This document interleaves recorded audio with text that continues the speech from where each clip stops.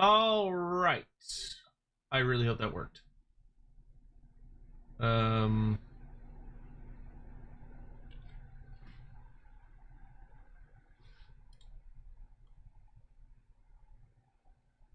Okay, cool. We're looking good.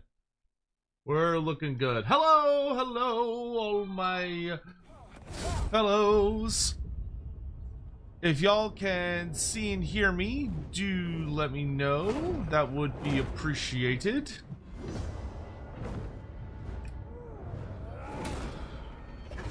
Make sure everything is working as it should.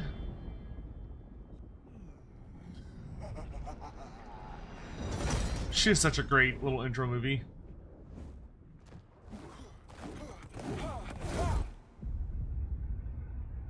Everything looks good. Looks good. All right. So, for today, we're going to be messing around with the Masque, which should be a very good time. And I'm super looking forward to it. And happy Thanksgiving, of course. Happy Thanksgiving to all my fellow Americans out there. We got a lot of exciting things coming up. We have 1 week remaining until December 4th when the DLC launches. And of course, we get the big reveal show, which should be pretty spicy. So let's not waste any time. I do have a limited amount of time today, as I will be departing eventually for Thanksgiving dinner with my family. But until then, let's get into it. Yes, the new mod manager is, I believe, available for everyone in early access. It'll be like released fully complete on the 4th of December, along with everything else. But to my understanding, it is available now for anyone that wants to mess around with it. Mornington Crescent cheered. X100. Can I be thankful you have a pupper? Yes. Is Sadie staring at dinner? Yes, she always does. She sits there and she just looks. And Sadie's actually very funny when she begs at the table, because she'll like look at you, and then she'll look at she'll make eye contact with you, and then she'll like flick her eyes to what she wants, which is usually food. But anyway, what better way to celebrate Thanksgiving than with the indulgences of Slaanesh? An opulent performance to crush all pillars of order. So really excited to dive into this. The Masque has a very, very fun campaign. The last time I took a little peek at it. So today we're going to be going in pretty whole hog and having a good time with it. But yeah, I just hope everyone's doing well out there, wherever you may be in the world. And if you are celebrating Thanksgiving today, I hope you have a lovely dinner, lunch, or whatever it is you and your friends or family or whatever may be up to. Heron Lord, thank you for the 13 months. I really appreciate it. May I suggest watching the Mighty Nine animated show as a Discord watch along? That sounds like a great idea. I'd love to do that. Can you tell CA to add Frenzy to the Bearman? It's a missing rule from 6th edition. I can certainly bring it up with them. I can't guarantee that they'll add it, because you have to remember that Norska technically has their own unique version of Frenzy on most of their units, which is the Berserk rule. So it might not be that they forgot to put Frenzy on the Bearman, but more that their Frenzy has been replaced by Norska's unique mechanic, which obviously didn't have a tabletop equivalent. Now you are ready. Alright, so the Masque of Slaanesh. How does she work? What does she do?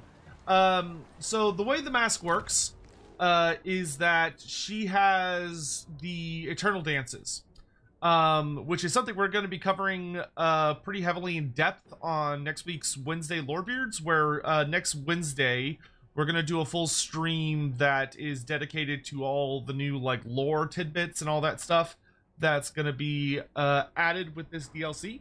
But In the meantime, let me explain how the mechanic works. So basically, when you're playing the Masque, you have 4 dances that you can assign to your armies. Yes, the last campaign in DA is this Saturday. So starting this Saturday, I will be able to play anything and everything. And we'll be trying to go pretty hard. Hopefully I don't get bombarded by thunderstorms this upcoming week. So, each of the dances starts with a core focus, and then you build them up as you wish, which leads to some pretty cool designs. So, for instance, you could do the Pageant of Pain, which what it starts by doing is giving units 15% bonus experience. You could start with the Symphony of Excess, which gives you a higher seduction budget and makes seducing units cheaper. You can do the Burning Bacchanal, which starts by giving you higher casualty replenishment. And you can't start the final dance until you've done the other 3 dances. So, why don't we look around? I think we're up against Dark Elves to start. So, Choice of dance. An endless choice. we want to find a dance that's going to do some favors for us against the Dark Elves. So we probably want something that might offer us like missile resistance. So here we go. So why don't we do the Symphony of Excess? So we're going to perform this dance. And now that we're performing the Symphony of Excess, the way it works is that you have this new system called Tempo. And the way you build up Tempo is that you do various things in campaigns. So like win battles, favorable events, perform pleasurable acts, the stance your army is in, etc. And as you build up tempo points, when you get to these thresholds, these little orbs, you will be given the choice of a buff. So for instance, when I get to 500 tempo for this faction, I can pick one of these options. So I could get like -3 melee defense for my army, but 10% missile resistance. Or I could get plus 20% missile block chance, but -6% charge bonus. Or plus 30% spell intensity, but my melee attack for my lords and heroes is reduced by 5. Or cooldown reduction and winds of magic cost reduction for all magic in my army, but I lose 20 armor. So all of them have an upside and a downside. And you customize the dance based on what you're dealing with and going up against. As for the Masque herself, she has a pretty straightforward skill tree. She is ultimately a melee combatant lord. She doesn't have access to spells, but she does of course have access to some unique gimmicks. Most notably, she has Irresistible Eagerness at rank 13, which gives her Vanguard deployment and gives Vanguard deployment for all demonettes on foot, which is very, very spooky. She also has the Chanson of Caging, which lowers the enemy campaign movement in the same province as her by 15%, so she's very, very good at catching enemy armies. She also improves casualty replenishment rate by 3%, and she gets an ability called the Chanson of Caging, which is a dance that she can perform. And this dance, we'll get into that once we actually have it. You have Entrancing Arabesque, which gives her charmed attacks on her melee attacks. It also gives the charmed combat effect to all regular demonettes, because I believe the Exalted demonettes already have it. And then improves her ambush defense chance, so it's very nice against Skaven, especially when you're in Lustria, and you get the Slippery ability. Riders of Dissolution buffs all of the different chariot and cavalry types of demonettes with melee attack, charge bonus, and vigor loss reduction, which is awesome. Rigorous Precision gives her +8 melee attack, +15 bonus versus infantry and heroic killing blow. Alluring Pace gives plus bonus versus infantry, speed, and frenzy to all infantry demonettes.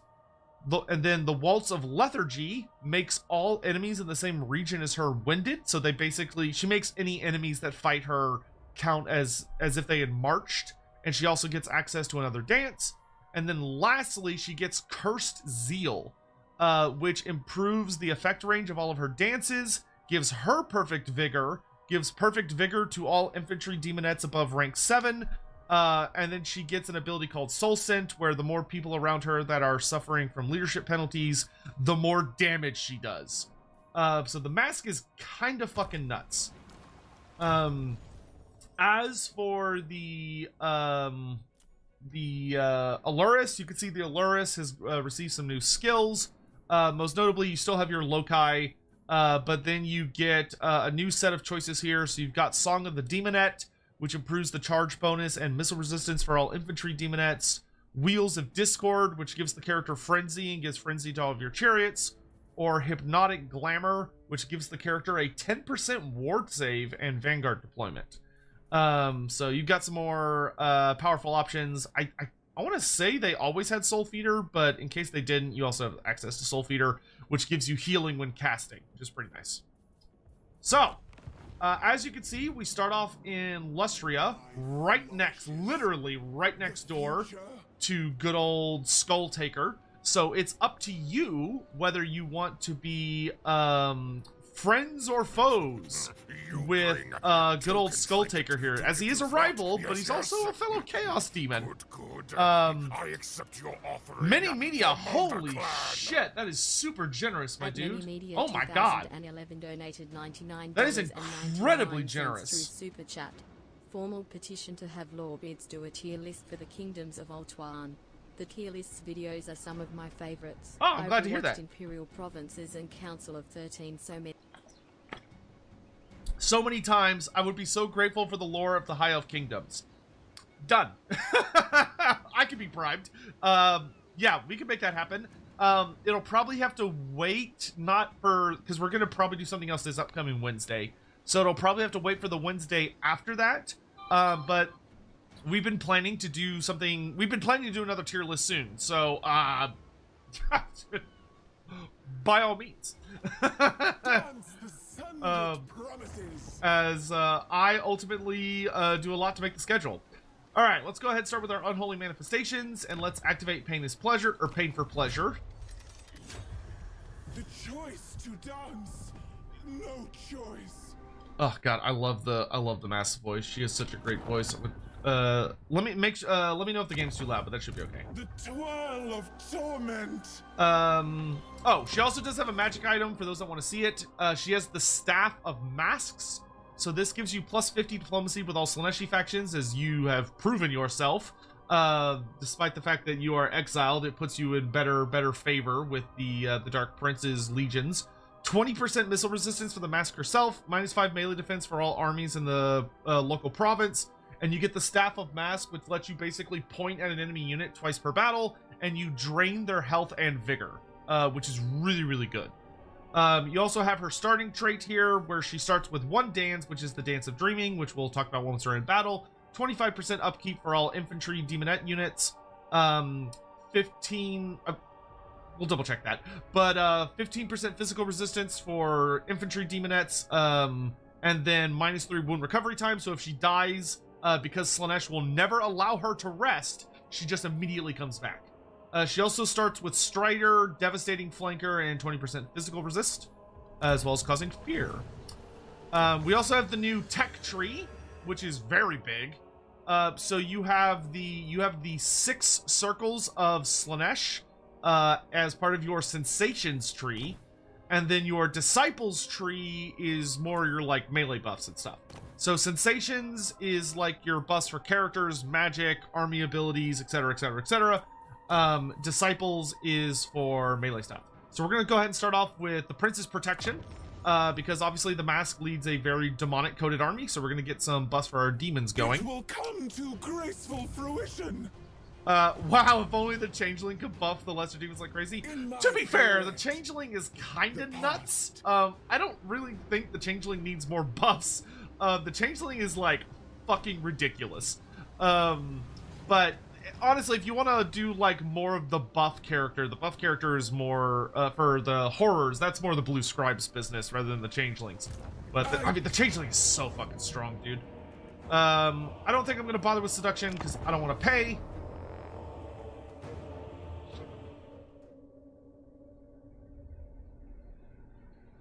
Born to be King, that's an interesting take.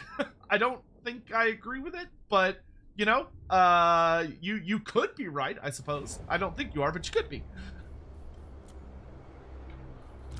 Demonette of Slaanesh. I think from what I've seen, it seems like a lot of people are excited for the DLC, but they're kind of like, they've seen most everything now, except for like the DLC Lords, which is what a lot of people are waiting on. But I think most people are just kind of happy to be like, either, yeah, I'm gonna get it, or no, I'm not. They're just kind of happy to sort of chill out and, or just relax and wait for it to hit Steam. Because you can't pre-order it or anything. You know, all you can do is hop into it, or all you can do is wait for it to come out. Because of the way Steam works with how CA does it. Alright, so we got the mask out here running, hauling ass. And we do have the Dance of the Dreaming, which we'll go ahead and activate, because it's our only dance. Mornington Crescent cheered. X100. I am hyped for this DLC. Thank you for the bits, Mornington. So as you can see, the mask is, as we say in the business, fast as fuck boy. She is hysterically quick, to an almost comical standard. And her first dance not only lowers the leadership of enemies, but deals damage over time. So her first dance is kind of bonkers. Son of a wretched families of the joins the Red Host. Cursed Sotek spawn. Bend to our will. As you can see, she can kind of just run people over. Yeti, thank you so much for the gift subs. Holy shit, that was 10 gift subs, dude. Thank you.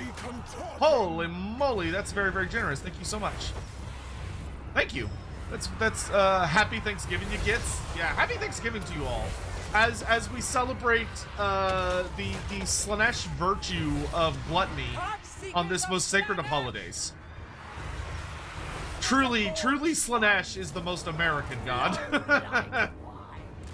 He understands us better than any other. It's kind of weird how the mask is faster than Demoness when she is Demonette. Well, to be fair, she's a very, very exalted Demonette.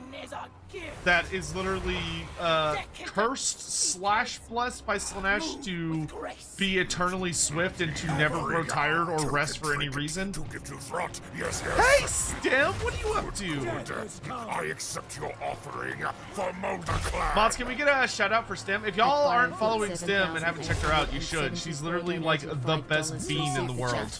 Happy Thanksgiving to everyone. Could the mask be Today we Arbol? celebrate that the I Dread Lord doubt it. Gobbler was finally brought to an end and we now eat her lesser kin. You already did? Oh, well, you were just too fast for me. To and fro I dance. There we go. Off goes his arm. No survivors. Kill them all. Yeah, the mask is also, like, super goated for running stuff down because she deals damage over time with one of her dances. Stem be stemmin', she do be stemmin'. We do love Stem in this house. She is one of the absolute best girls. Biofun, happy Thanksgiving to everyone. Today we celebrate that the Dread Lord Gobbler was finally brought to an end. Now we eat her lesser kin. Ah, yes. The Turkey God Beast. I remember that tale. I remember that story. Now, I'm pretty sure Arbol would put the mask in the ground. The mask is much more coded as a very severe threat to civilization.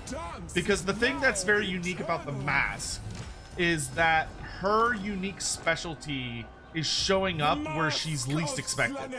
Of that, people will be celebrating and indulging in excess, not intentionally, most of the time. Like, most of the time, they're just normal people celebrating festivals or having a feast or doing whatever it is they want to be doing. But they get a little too lost in their revelry, and the mask just appears.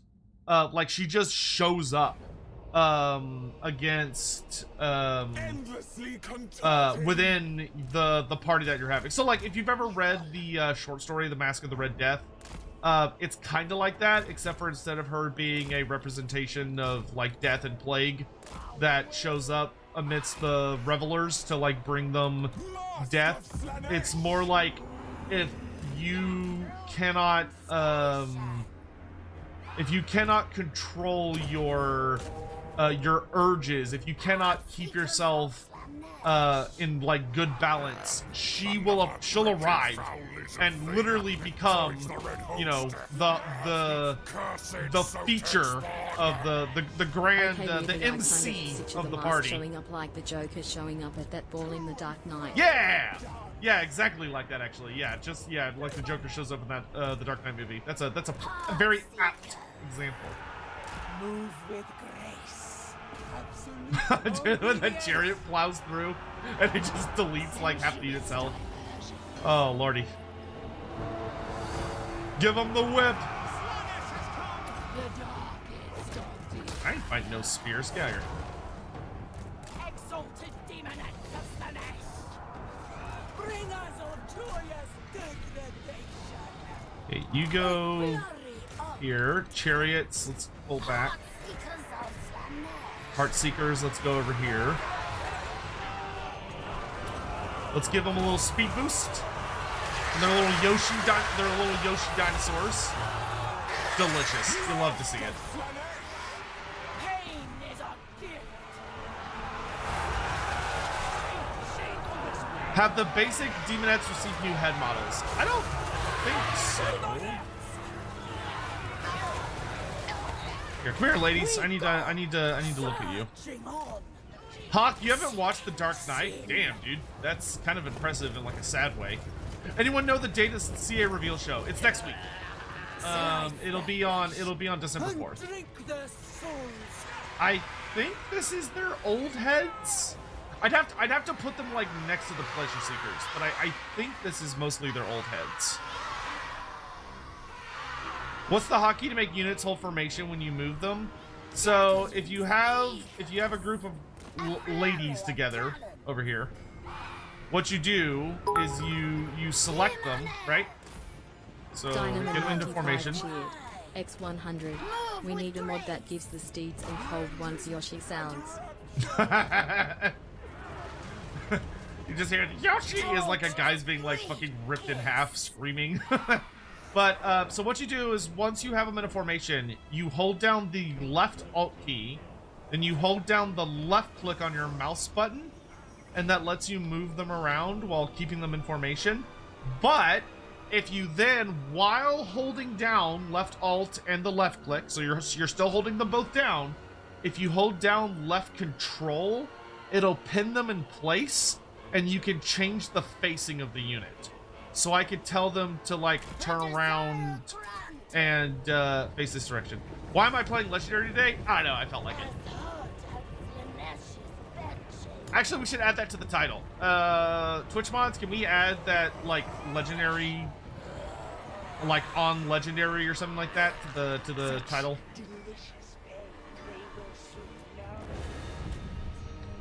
With the Masque, is it better to go for Skull Taker first or the Order Lords to the north? I think it depends on what your goal is. If your goal is to paint the map, so like you want to kill everybody and you don't want to be friends with anyone, I would say you probably want to kill Skull Taker sooner rather than later, but he hits hard.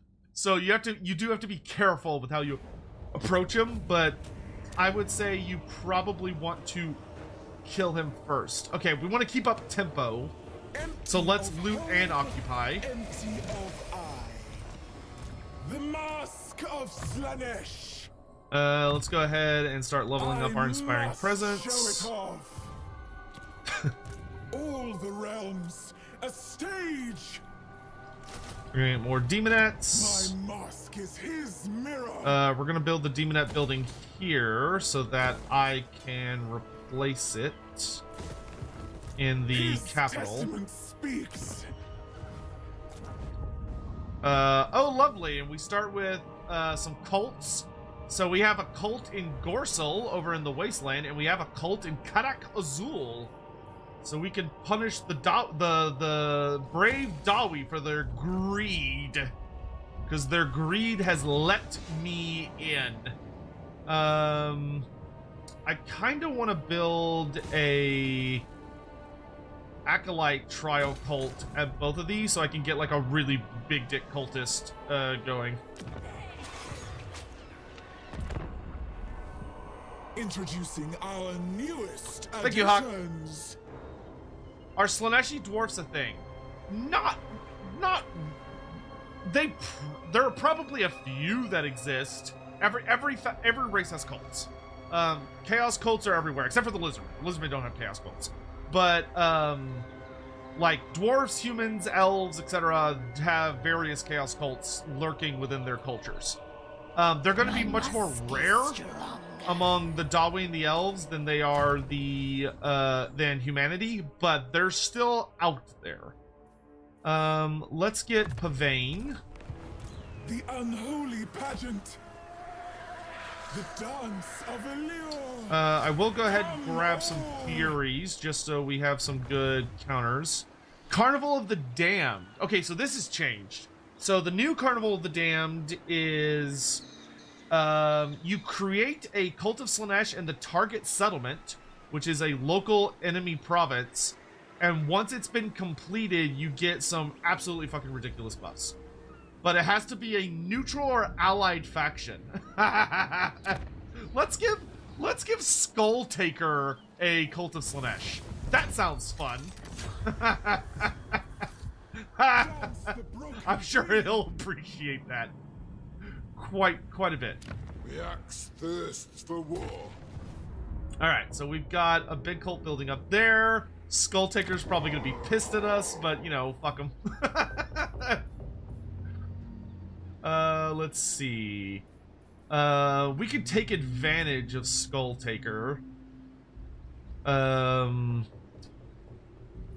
Let's build, especially because he's quite nearby, let's get a devotee enticement here. Going. I dance his story. Dynamo 95 cheered. X100. What sort of dance would dwarfs do? For some reason I imagine them using the throne bearers to do those dances, carrying people on chairs like in Jewish weddings. That could make sense. That could be interesting. I mean, you'd want to think about like how dwarven stature is and how dwarves are very, they're very grounded in the way that they approach life. Okay, let's get Frustrated Affinity, which will give us 10% missile block chance and 5 melee defense for demonettes, which is excellent. It will come to graceful fruition. Mr. _Lentelka cheered. X100. I had a conversation with one Warhammer guy about Slaanesh chosen in Warhammer 3. I believe that they should be stronger, that Khorne chosen just BC, as if you are chosen of Slaanesh, you aim for perfection. You are perfection and you should be the best of the best that of the kills in the world. So being pursuing perfection, I would say, is somewhat different than aiming for murderous for being a devoted follower to the god of bloodshed, rage, and murder. Like, stronger is a bit of a tricky word because it's subjective. Like, it would depend on, like, what do you mean by stronger? I would say that Slaanesh warriors should have overall better balanced stats. Like, they should have the best between melee defense and melee attack. Like, they should be the most balanced. They should be properly focused between both of those representations of how good you are at fighting. Whereas Khorne should be like purely stacked into melee attack and lots of weapon damage, but have relatively poor melee defense. And Nurgle should be all about having obscene amounts of melee defense with relatively low and poor melee attack, is the general way that I think about it. But traditionally, Games Workshop has held it that the The Cornates are like the superior, right? Like they are the biggest, baddest boys when it comes to just raw combat. But Slaanesh tends to make up for it more in terms of speed.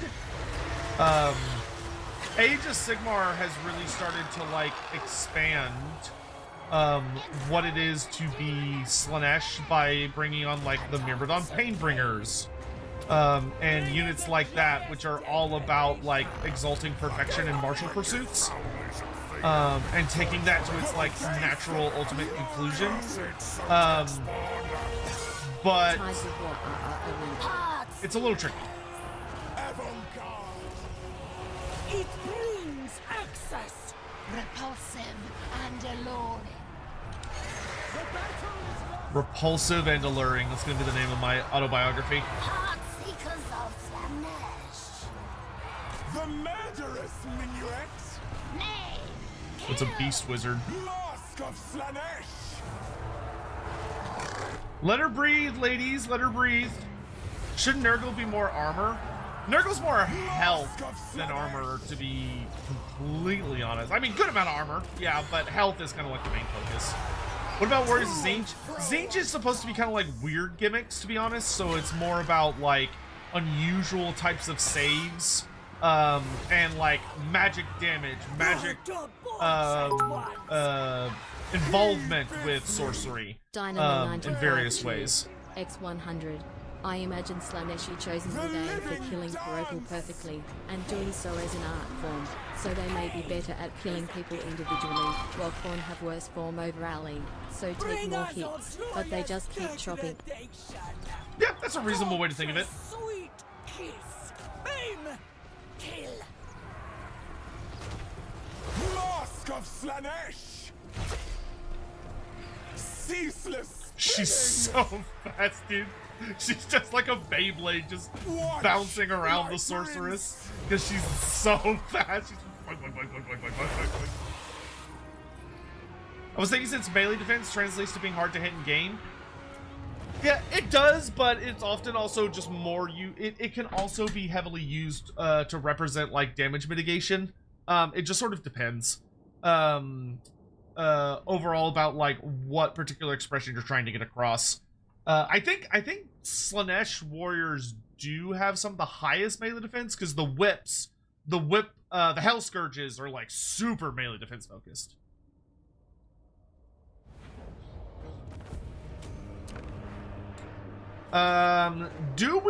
Okay, quick poll, chat. I'm just one in the chat if you think we should subjugate the Dark Elves and make them our slaves, or 2 if you think we should simply rip them to pieces and kill them. Real quick. One for subjugating the Dark Elves and making them our servants. 2's for ripping them asunder and offering their guts to Slaanesh. 1s and 2s. 1s and 2s.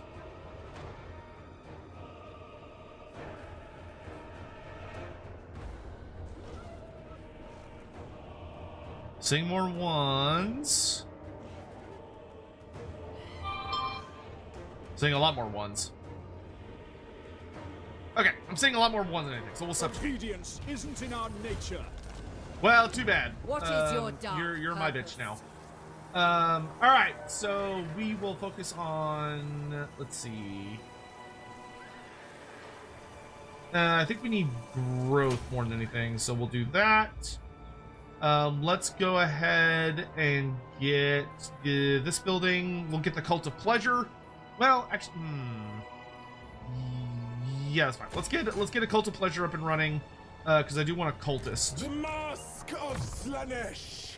All right, and we're gonna go ahead and start grabbing Demonic Inspiration because I want to make It shall grace my performances. I want to make my demonettes as absolutely over the top OP as they can be. Let's see, Acquiescence. Yeah, we'll pick up Acquiescence. A whimsical tableau. And then we will start to focus our efforts. I think let's go. Let's go south to start. Stillness is the spice of drama. The unholy pageant. We're gonna do March Stance because that continues building our tempo. No more. I have enough money to upgrade some further cults. See this now. This will give me more corruption. This gives me corruption, growth. So this would help Skull Taker. I don't want to help Skull Taker. So we'll do that, and then Gorsal, I've got to wait until I've got 5k gold to upgrade to its next step.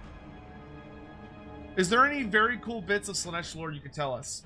I mean, when it comes to the Masque in particular, one of the things that's very, very interesting about the Masque is that... So, one thing we've talked a lot about on Lorebeards, right? In regards to how do demons work? One of the things that we've waxed quite lyrical about and spoken to you all at length about and tried to kind of get into y'all's brains is the idea that demons are timeless. Demons do not really have a good understanding of like how time flows, because time doesn't exist in its traditional fashion within the realm of chaos. And the Masque is a really good representation of this because she is out of time. All of her various dances focus around her telling stories about Slaanesh, but many of them are stories that have yet to pass. And one of the things that's really unique and cool about that is it's very debatable whether the stories that the Masque tells that have yet to come are true, like they are things that are actually for sure going to happen, or if they are things that may not happen because perhaps they can still be prevented. Someone wanted to see victory conditions. So your victory conditions for the Masque for short campaign are destroy the Hunts Marshal's expedition, own 3 provinces within your vague starting area of Lustria, occupy, loot, raise, or sack 30 different settlements, and reach the highest tempo level with all 4 dances. Then for your long campaign victory, you need to get the short-term victory. You need to destroy the Jade Court, Heshwaddle, and Itza. You need to control 6 of the major provinces within Lustria. Occupy, loot, raise, or sack 60 different settlements. And you have to have at least 1 army maintain the highest level of tempo with a dance for 40 turns. Let me please you. The ground dances underneath. See, I would like... It's gonna hurt my tempo a little bit. Your canvas. But I do want her to put on a little more, magic. To dance. No choice. What are your thoughts on your arguments for Mortal Boob Snake? Where have they been posted? One of the YouTubers I follow, Jill Barup, reviewed Sigvald's armor. She described him as a sexy idiot, and I think that fits him perfectly. Excellent. Nice, got the Talisman of Endurance. The twirl of torment. The Biting Blade. Hell yeah. I love having items. Is manifold.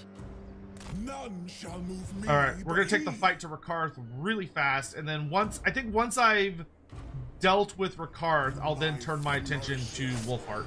The future. I'm doing pretty good on devotees. So we could... Let's go ahead and unleash a pleasure arena.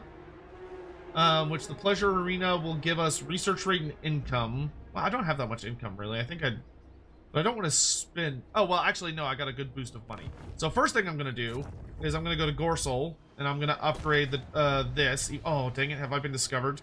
No, I've been discovered. He's probably going to destroy that cult, but I'm going to try and build it anyway. And then over here in the Jungles of the Green Mist, I'm going to go ahead and activate a pleasure party. Revelry so loosens the limbs. Which is going to speed up growth there quite a bit. Music never ending. In which circle of the realm of Slaanesh would you end up on your journey? So if we look at the circles of Slaanesh are designed for they're designed as like Dante's Inferno. It's inspired by Dante's Inferno. So they're concentric rings that go down, and the goal is to get as far as you can. Which if you can go all the way, you can reach the Palace of Slaanesh at the center. Now, holy moly, I forgot about this. Blessed Young, +3 armor piercing damage for demonettes, but unyielding assault for all demonettes, which means their melee attack can never be reduced, including by things like vigor. That is terrifying. It will come to graceful fruition. Sup, Ricarth? There. We're here to party! So, if I'm realistic, I would not make it past the first circle. I would be doomed so fast. Because I don't know, I don't have that much willpower as a person, to be honest. But if we were going to ask which of these circles would I be the most, like, if you were to put me in all of them, which one would be the one that would be the most likely to get me?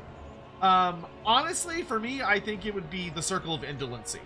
The Circle of Indolency is the Circle of Sloth, where it's like a beautiful heaven-like realm where you're able to just, the temptation is to rest, to just stop and lay down your burdens and just relax. How does the Masque campaign feel so far? And do you think it's better than N'Kari? I wouldn't say it's better than N'Kari, because N'Kari has some really... okay, so it depends on what mechanics you enjoy.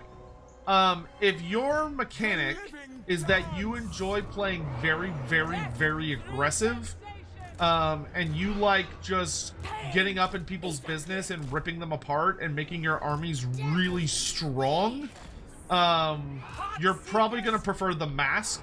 The Masque rewards players who like being hyper aggressive, and are like, just keep going, keep going, keep going. Which honestly isn't necessarily my preferred playstyle. I do really enjoy the dance mechanic, but like for me personally, I actually tend to prefer the N'Kari, because N'Kari is more about using temptation and his various mechanics to dominate the world by using all sorts of seduction. So like, if your goal is to dominate and seduce as many factions as possible and make a bunch of other legendary lords become your willing or unwilling servants, then you're gonna enjoy N'Kari more, I think. N'Kari has been made much more into the ultimate specialist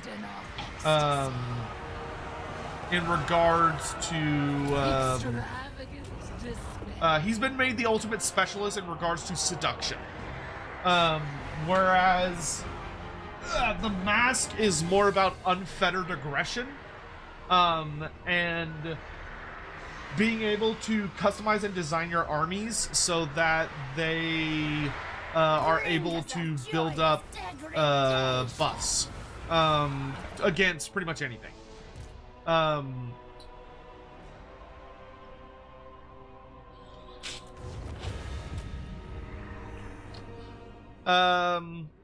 think it's pretty good though. Pretty sure Vigor is the exception to the unwielding rule. Oh, really? Is it? Well, I guess we'll test it when I get up to that point. Okay. Anyway, your thoughts for the Mortal Boopsnake? The Storm of blah blah blah, and the Storm of Chaos list for the Demonic Steeds of Slaanesh variant of the Steeds of Slaanesh, which gives a I can't like zoom back up to that.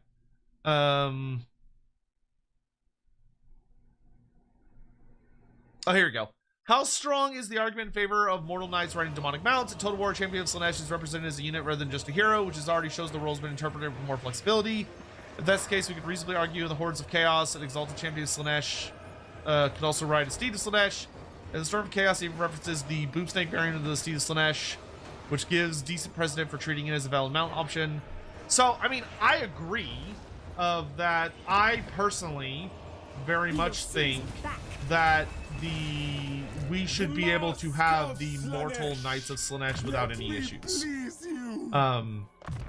Period. Like, for me, that's not like, that's not something that should have to be heavily investigated or proven, so to speak. I feel like that the setting itself provides enough evidence to make that the case. However, I am not Games Workshop, and I do not control the IP. And Games Workshop, who does control the IP, seems to feel that that is not the case. Like, GW's like, no, they are for champions only, or demons, which I don't think is correct. But there has been some mention from Creative Assembly that if the community pushes, like, continues to ask for some kind of elite mortal Knight of Slaanesh, that one of the things that they might be able to do is do something like I thought she said edging for a second. One of the things they might be able to approach doing is like creating something new, as opposed to doing something. So instead of giving us the mortal knights on the boob snakes, they might create like a new type of mount, kind of like how the Nurgle riders on the Rot Beast, instead of them riding like a demonic creature like the plague toads or the plague drones, they have something unique for them, which are the Rot Beasts. You don't think this is the end of the DLC? No, I think this is the end of the DLC. I don't, but there's a chance you might get Mortal Knights of Slaanesh as a free DLC. So, because something CA's been doing is that every single time they've done a patch, so for this, it'd be like patch 7.1, for instance. They have included a new unit. The one exception to that in recent times being the 6.2, or was it 6.3? It might have been 6.3, where instead of giving us the unit, they added a bunch of new blessed spawnings for the Lizardmen, which is kind of the same thing, but a little different, but kind of the same thing. So what the realistic path would be is that this DLC is going to come out. There's not going to be Mortal Knights. People are going to say, oh man, that kind of sucks. I really wish we had gotten Mortal Knights. I would really love to get Mortal Knights. CA, please put in Mortal Knights. CA, can we please get Mortal Knights? And that conversation will continue through the holidays. And after the holidays are over and CA comes back from the holidays, maybe at that point there will have been enough discussion in the community that CA will go, okay, tell you what, we're gonna make Mortal Knights. So we're gonna create some kind of new Slaanesh themed mount that's exclusive for these high tier Knights of Slaanesh. And you will get those and have fun with them. That I think would probably be the most realistic, best case scenario. See if I can get on that wizard.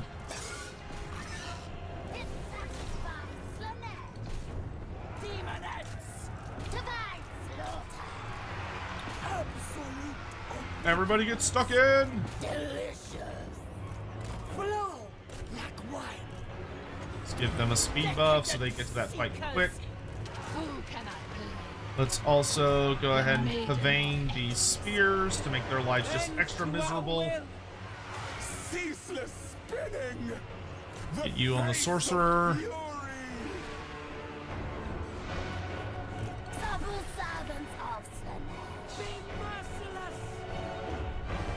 Delicious. Let's go ahead and have some of the Seekers get some rear charges in here. The debauched ones. hands. You go ahead and attack those spears. We'll have the character help out a bit. The whip. Whoop-ha! Demonettes! Some easy units over here. Furies, let's get on the archers. Heart Seekers, let's get the swordsmen. Furies, go get those archers. Chariots, run down those archers. You lot, let's come back and attack these guys. Seekers, come get these guys, and let's give you a speed buff. That you're just fast as fuck, boy.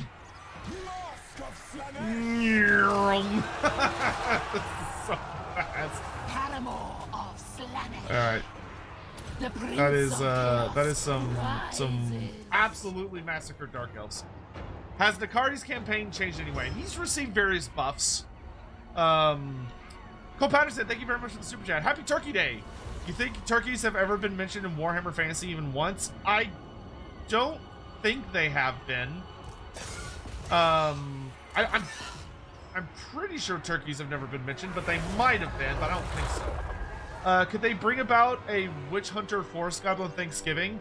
That probably would be a very terrible idea, because that would insinuate that forest goblins are in any way related to Native Americans, which would not be, that would not be good. That would be very bad. Though you do be right, the witch hunters do be vaguely pilgrimage looking. Yeah, I don't think the Brits have a turkey culture.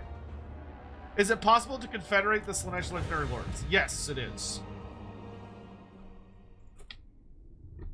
They don't have a bespoke confederation mechanic, but they can confederate each other.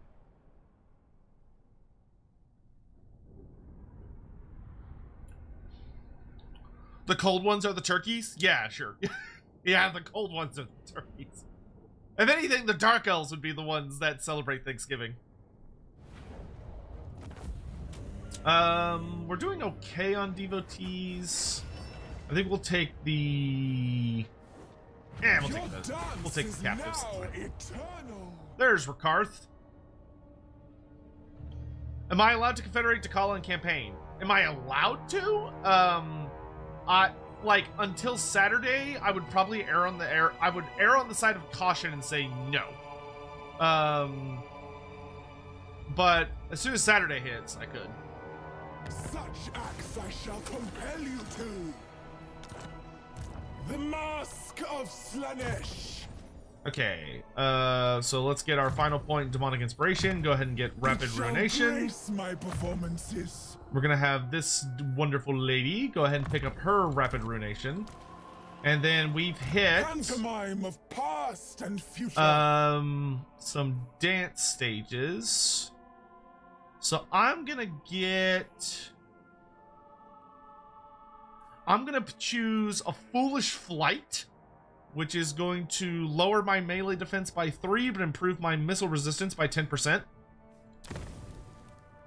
And then, see, Pursuer's Ruse lowers enemy leadership by 10%, but makes my units tired, or winded.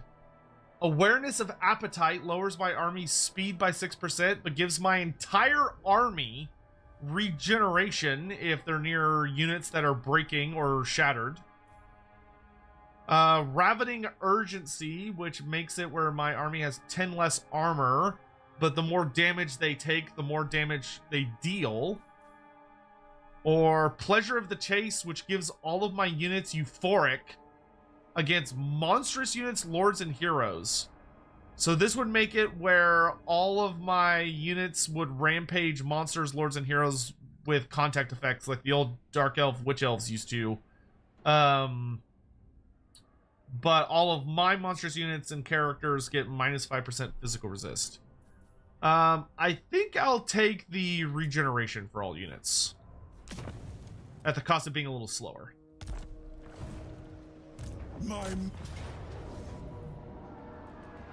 Their last dance, empty of home, empty of eye. Alright, we're just slaughtering our way through there.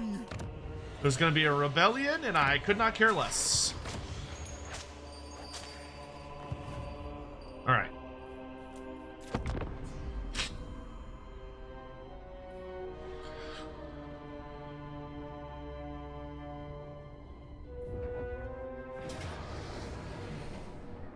So Ricarth is attacking. The smartest thing I can do here, I think, is to steal some of his units. So like I'll steal his bolt thrower, and I'll make sure his bolt thrower dies.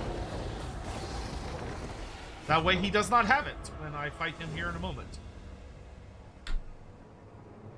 So I can arrive with Takala and Lustria and try to join with the Masque? Yeah, absolutely. That would actually be probably relatively easy.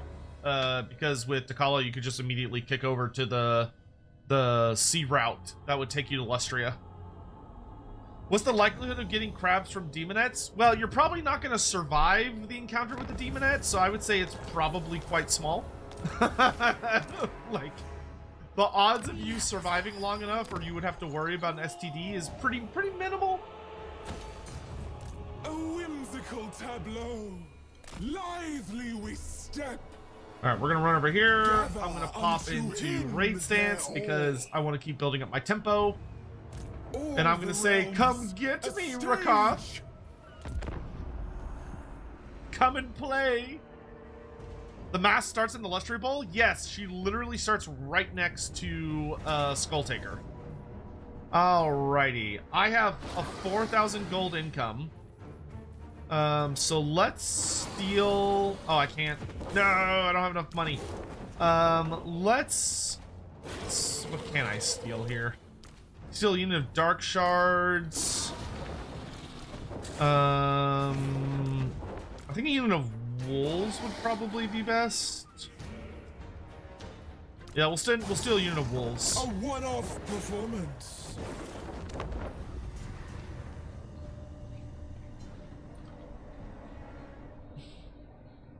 We don't celebrate Yanksgiving. Let's see. Scroll campaign just gets harder and harder. Well, these can be potential allies if you play your cards right. Like it is turning into... Lustria is honestly one of my favorite places because there's so many diverse factions like beating the shit out of each other. I just really wish that CA would go in and expand Lustria a little bit, like add some more provinces, expand it out to the ocean, like make it a little fatter, just to give it as much space as it can have.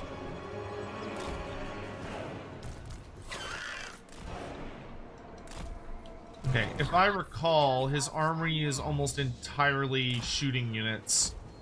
So our main strat is just going to be to go punch him in the face really hard. Endlessly contorting.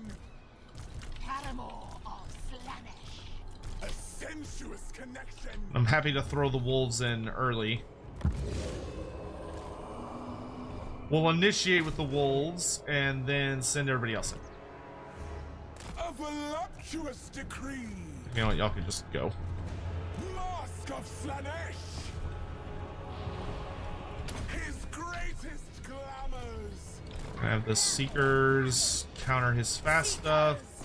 Chariots, go for it. Go have fun. Go play. Masque of Slaanesh. Come here, Ricarth. Slow. Get dodged, slow, fool. And quick. Neural. At his tempo. Oops. Who can I play with? Okay, Furies. Let's go shut people down. Ow, fire breath hurts.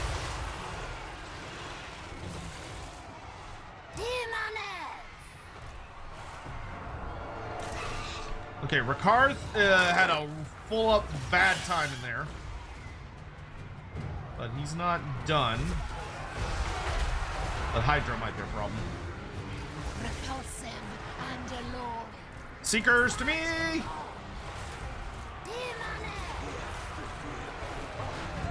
Speed buff. Go, go, go, go. Also need my character. The living dance. Alright, luckily Ricarth jumped in a little too early. I think if he had actually taken his time, I would be in a much worse spot. We're gonna acquiesce him. Let's Pavane on these. Paramour of Slaanesh. Let's get a whip over here. Hear the discordant choir. Drop a Pavane on these dark shards to try and rampage them. Bring you back. Send the dogs in. Masque of Slaanesh. Pop the potion of speed. Culture's sweet kiss. Demonets, surround that Charybdis. Okay, good. Ricarth is dead. Slaanesh. I just gotta deal with the monsters. I remember the steps. Deliver unto Slaanesh. Let's whip Its them. extravagant display. Have the mask get on the sorceress over here. Take them out. 1, 2, 3, 1, 2, 3. 1, 2, 3, 1, 2, 3. Oh god, not the triplets. Alright, this is looking fine. Bring us some joy. Oh, why did we stop? Degradation. Speed move. Divine slaughter.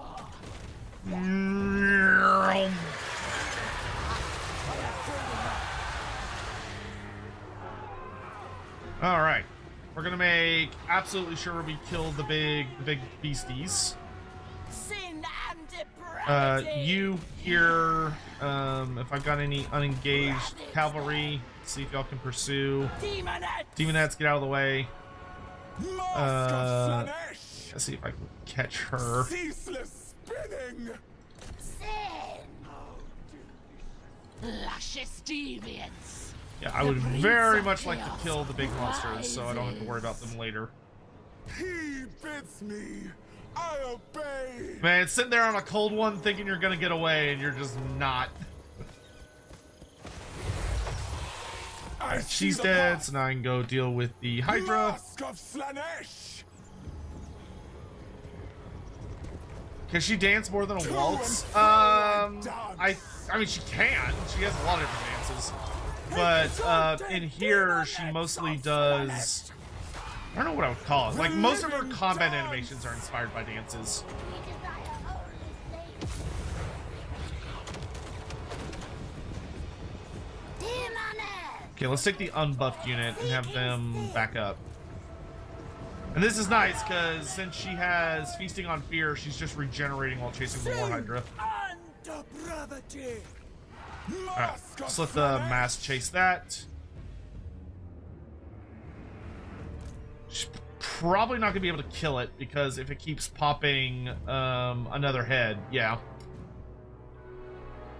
These things have so much fucking health when they get all the way up to their heal cap. Give her her vigor speed buff. Is she gonna get it? Hey, she got it. That's just we're making oh, the chariots got popped, sad. But we're making some chopped Hydra. Am I excited for the the Valentino DLC? No, god no. Not the fucking Florida man.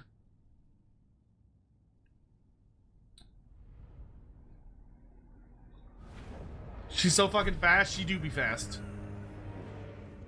Oh, good. One of our chariots came back to life. That's always nice. I will take the.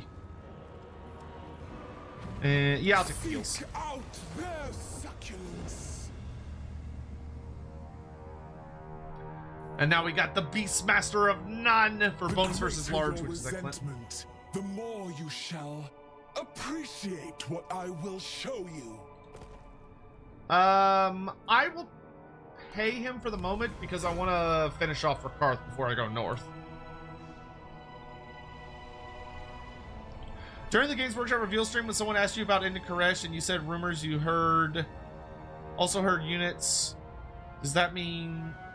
I will make you squirm. Oh, did I hear about any? Body and Wait, what? soul. During the Games Workshop reveal stream, when someone asked you about Indy Koresh, you said you heard about rumors.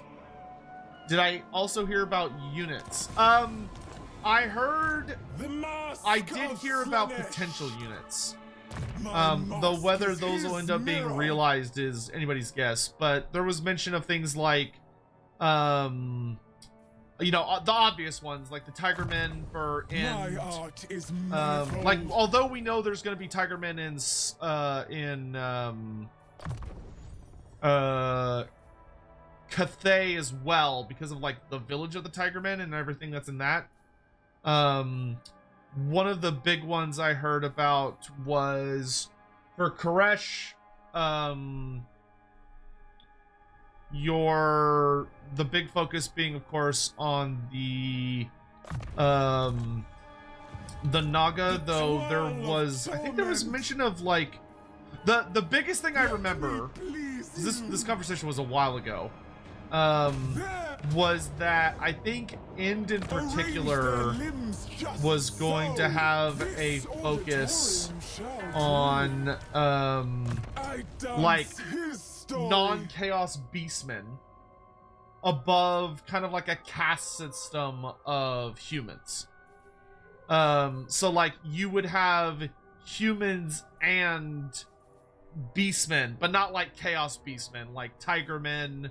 I think there was something said about like elephant men. But once again, I don't know how much of that is going to end up being true.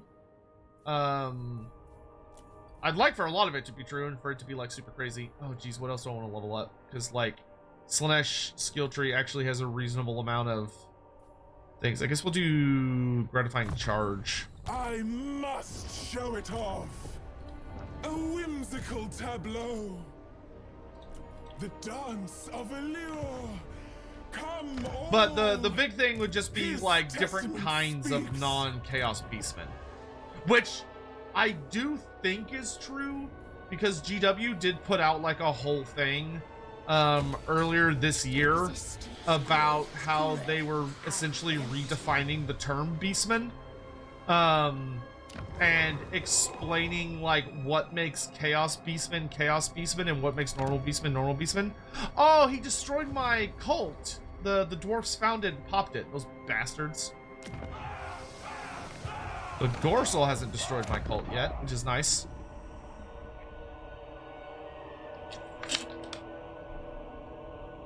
You are mere scenery. They'll never do Nothing more. pygmies. They will never do Scenery pygmies. should be still. That would take a very bold move from a company that is very different than the GW we have right now. Like that would be a very difficult thing to do. That would be very, very easy to misstep. And I cannot see GW ever even attempting that.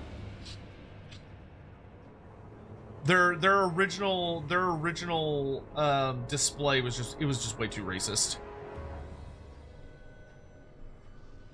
It was like unsalvageably so.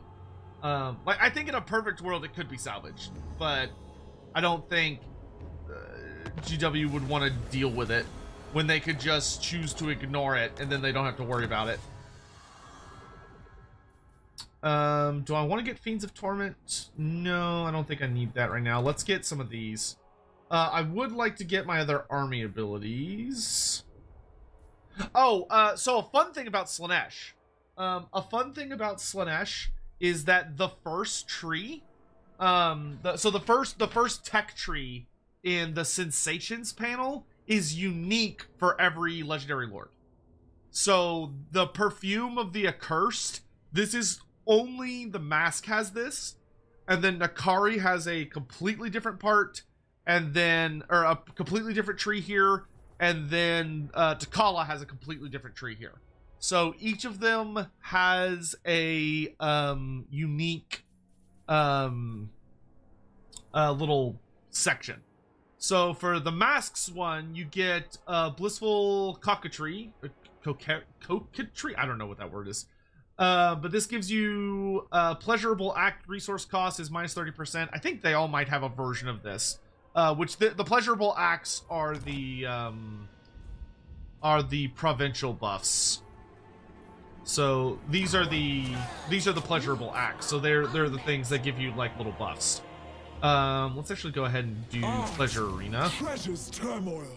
But then for the Mask, you have Dance of the Mind, which increases your seduction budget and makes units cost less. Lithe Improvisation makes it that when you switch dances, you get more tempo transferred, and you lose less tempo as you change between dances.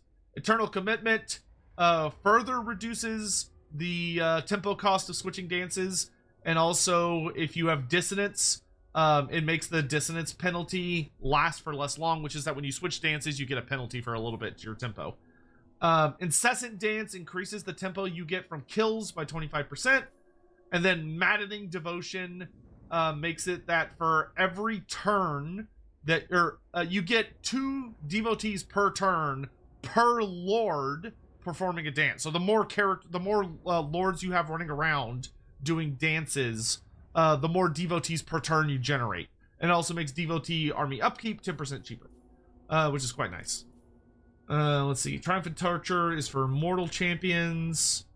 Sinful Sanctity gives me casualty replenishment and wound recovery time, but this is also where I get my army abilities, so I'll go ahead and do that. All must play a role.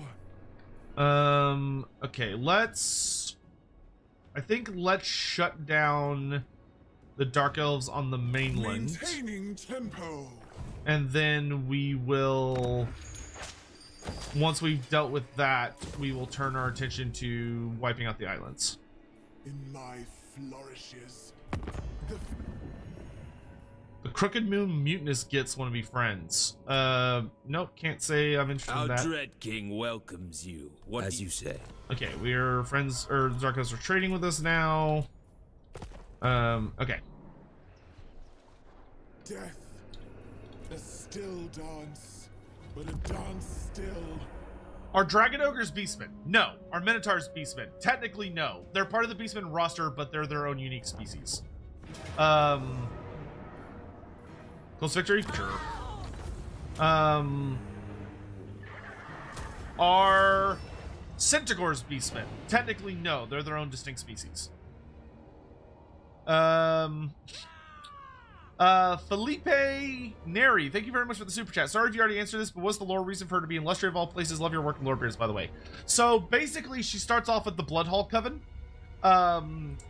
I don't think there's like a direct lore reason given for her being there, but if you were asking me to come up with a lore reason of why she's there, I would guess that basically the Dark Elves of the Blood Coven Hall they were infiltrated by a cult of excess. So one of the secret Slaaneshi cults of the Dark Elves, which do exist. And as that cult basically managed to deceive them well enough that they were able to perform a ritual that summoned the Masque. So the Masque's attention was brought to this place due to the excesses and celebrations and general perversion and yada yada of the Dark Elves. And she took advantage of it to manifest and is now going hog wild. $100 through Super Chat. How do the tribes of Chaos, Norse Khans, Kurgan, Hung, etc. interact with the rest of the world? Is it always war or is it also trade, mercenaries and mutual benefit? Egon von Horseman will be avenged. He'll be avenged! KV1, thank you very much for the super chat. It depends on the tribe. The cursed temple city. Rude? So it depends. Generally speaking, Norskins are the most amicable to the south. So there are a lot of Norskin trades or tribes that are happy to be mercenaries. They trade. There's a lot of Norskin traders that visit the south, and you'll see them in like Marienburg and Altdorf and Nordland and all these other places in the Empire. That is not unusual at all. Amidst that, you're gonna ambush me? Okay. Yeah, Sartosa was actually taken over by Norskins for a long time. So like Norskins are a very normal part of the world's culture. And they're spread all over the damn place. Norskins are generally seen relatively positively, except for the people that suffer a lot of raids from them along the north coast, but a lot of those peoples are also descendant of Norskins, which is a little awkward. But the Kurgan and the Hung are different. The Kurgan and the Hung live way up in the Chaos Waste, and they are a very nomadic, brutal people. Incredibly brutal. Some of them will still operate as mercenaries, like will still be willing to work for people under the right circumstances, but most of them come from cultures that rely heavily on being brutal raiders that see the dark gods as a simple truth of life, which many Norskins do as well. But they tend to be significantly more brutal, and just super nasty to deal with. It is exceedingly rare that you will see Kurgan as anything but like terrible enemies of the South. Not impossible though, because I mean ultimately nothing's impossible in Warhammer. But it is Maintain your alignment. rare. His pleasure. The murderous minuet. Oh wow, I actually took a lot of damage. Decadent seekers. Where's all the infantry? They're there. Go eat, girls, go eat. Is that a fucking super squig? It is a super squig. Yeah, I'm not putting up with that. To and fro I dance. He's gonna blow up. Ceaseless spinning. I see the wizard. I'm gonna go hunt her down.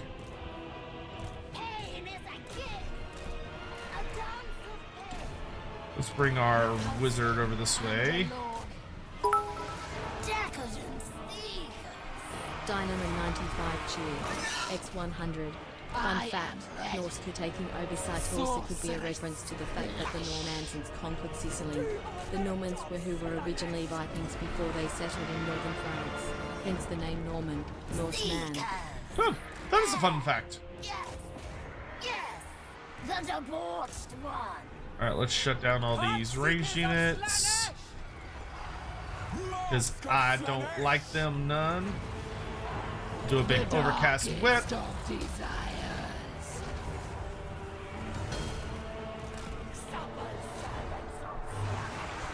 I shall take up my spot. Torture sweet. Let's go ahead and run over here and get on the dark shards. Bringing agony. I'm gonna pavane her so she'll rampage. The living dance. Demonette of Slaanesh. Well, just stand there, run them down, run them down. No survivors, please. The maiden of ecstasy. Bend to our will. Or at least minimal survivors. Demon. Hopefully none. There might be some harpies that get away. Maybe not, though. Good job, Furies. Give one of you a buff so you can really try and run them down. Yes, good. Alright. Masque of Slaanesh. Zipping around. Wrench them scream. Oh yeah, you're right. Wait, Demonettes. so these demonettes, no, they're fresh. You're tired. Torture sweet kiss. No, see, I was right. So these demonettes are tired, but their melee attack has not been reduced because they have unyielding assault. So yeah, unyielding assault does prevent tired even from, or debuffs even from things like tired. Bend to our will. But only the infantry demonettes have it. Sin and depravity. See, these ones are winded, no penalties. Dynamo 95 cheered. X100. Also, do you think the expanded Kislev in the old world could be an opportunity for cultures-inspired steppe peoples who aren't chaos, hobgoblins or ogres? So humans who chose to serve alongside Kislev instead of siding with chaos until... Do I think expanded Kislev could have an opportunity for cultures-inspired steppe people who aren't chaos, hobgoblins, or ogres? It's possible. I mean, ultimately, GW doesn't tend to care about doing stuff like that, to be really blunt. GW very rarely invests into world building. They tend, for the battle game, they tend to be pretty hands-off about that and leave that mostly to the roleplay guys. But the roleplay stuff is also very conveniently, kind of like it's mostly canon, but not necessarily hard canon. Slaanesh. So because of that, it's, you know, it's a bit of an awkward situation in a lot of ways. Ooh, that's nice. All the realms, a stage. I would love it if Games Workshop were like, as they hopefully give us Kislev sometime soonish, they go into depth about like what separates like the Kislevite cultures of the Eastern Steppes, and like the lands close to Grand Cathay from the other Kislevites that we see in like regular Kislev versus also like the Kislevites of the northern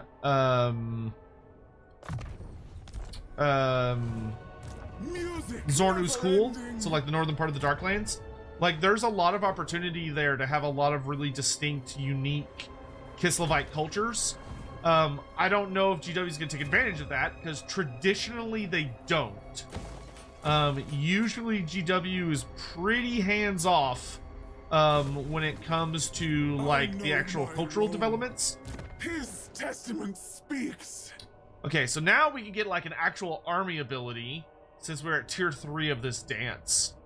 So we get inescapable defeat, which is a big AoE that, what does this do? So my units can deal damage per second and leadership damage once per battle.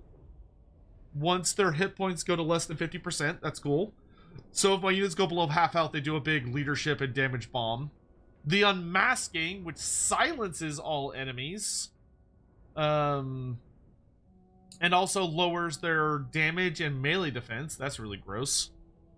And it's got infinite range. That's cool. The consuming waltz is a 55-meter AoE that buffs my, or heals my units, but damages enemy units. And it only works if there's a enemy unit within range that's routing or broken. And then the Master's Pleasure makes it where I get increased speed, physical resistance, and leadership the longer I'm in combat. Those are all very tempting. Let's do this. Let's switch out awareness of an appetite for pleasure of the chase. Oh, but it's going to cost me 300 tempo to do that. Maybe I won't do that then.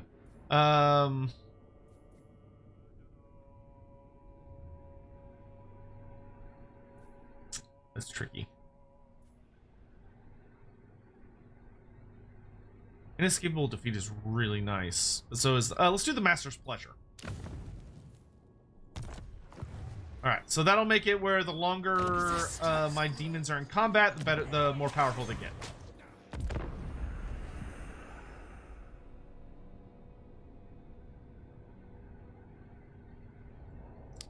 But I would really love for expanded Kislev to get like a lot of really cool lore and interesting tidbits. And then it can like, because that would also make its destruction much more tragic. Like that would really mess with that would make everything that happens in the big battles that go down and all that much more dramatic and heartbreaking, which I think would be very cool. All right, we've got our quest for Steer Car, which, oh right, I have to assassinate someone. All the realms, a stage. All right, I'm gonna head over to the Golden Ziggurat. Such murderous grace in those depths. Chamber of Visions. Let's get medicinal plants going. Caged by shores, yet free. Do need to keep an eye on the time. Oh, good. I was hoping my vassal army would lose that fight because I want this entire province to myself.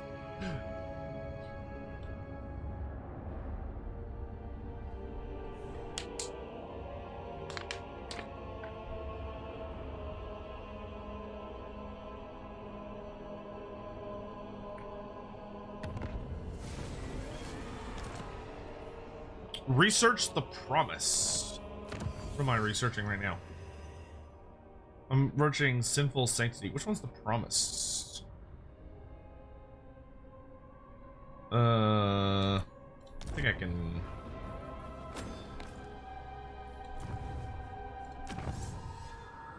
Oh, I think it has an equivalent. I think it's one of the ones from this tree. I think. Or did it just open the skill tree for me? Passionate surrender, triumph of torture. Oh. Promise.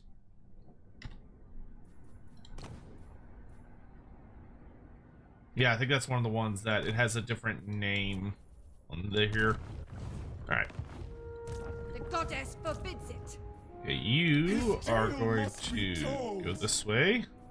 You know what? We can march stance. That's fine. Grand Allegro. Divine master, Hooray! You made it. I cannot move yet. I guess we could set up a cult in. Disciple army will be summoned near the settlement. Cult building is destroyed upon completion. That could be fun. We could just unleash a disciple army to just be a pain in the ass. Did Ricarth get more monsters? I have no idea. I'd have to check. We can make time for that near the end of the stream. Because we've got about an hour and a half.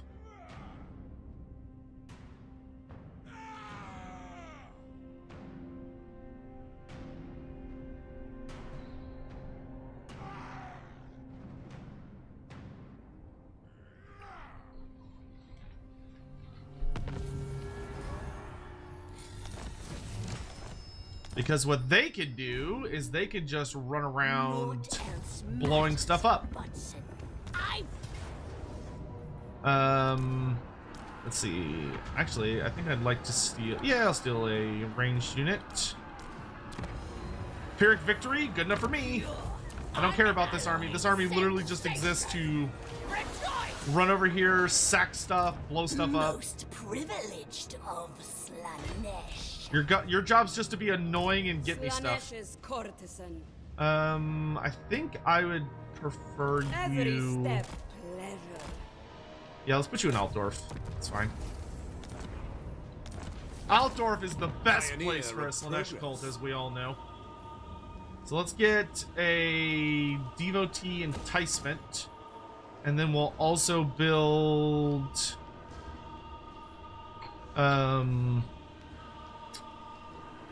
Do I want to buff? Yeah, that could be fun. Let's build a population preparation. We'll aid Altdorf in our own cutesy little way. Your job is to be annoying and get me stuff? Are you talking to the demons or chat? Listen. Listen.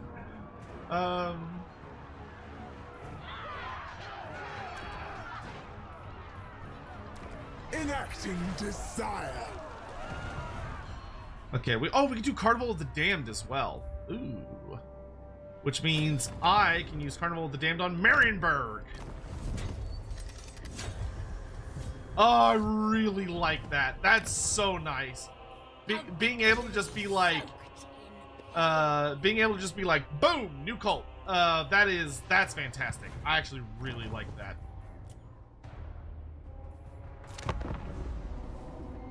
Have you asked Slaanesh about Slaanesh chariots? I've made a post about it.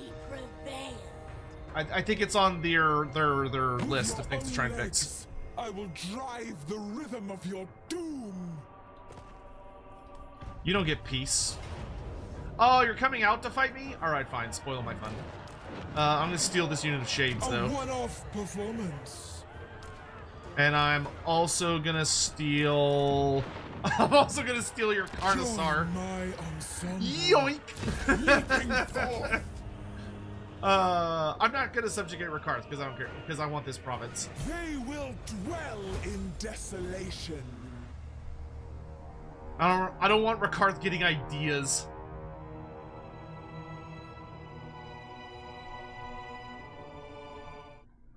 Make sure that's something important.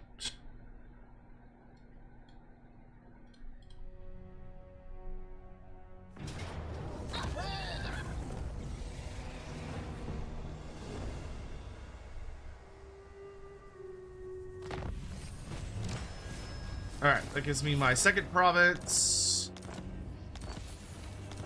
1,000 Maws are dead. Delicious.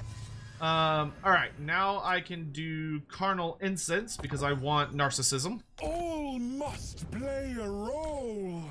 The You, unholy yes! Chance of Caging. Let's also get Irresistible Eagerness so that all my Demonettes have Vanguard deployment. I must show it off.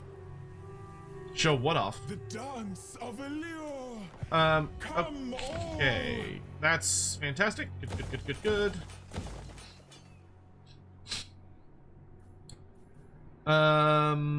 Yep, we can host a pleasure party. Play on. Let's switch this to Cavalcade of Dark Desires. Fallen. Oh, nice. We hit tier 3. Graceful.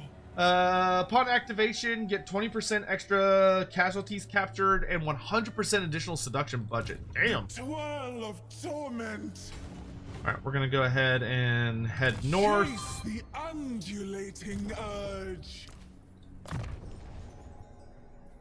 For you, let's start getting points in training.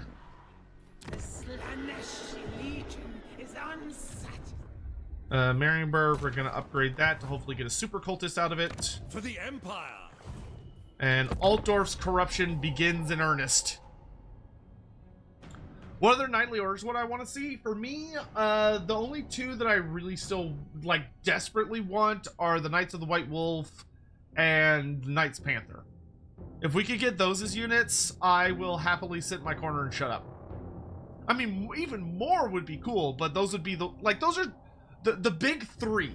The big three are the Knights Panther, Knights of the White Wolf, and, oh my gosh, I just had a brain fart. One we already have in game. That I suddenly can't remember the name of.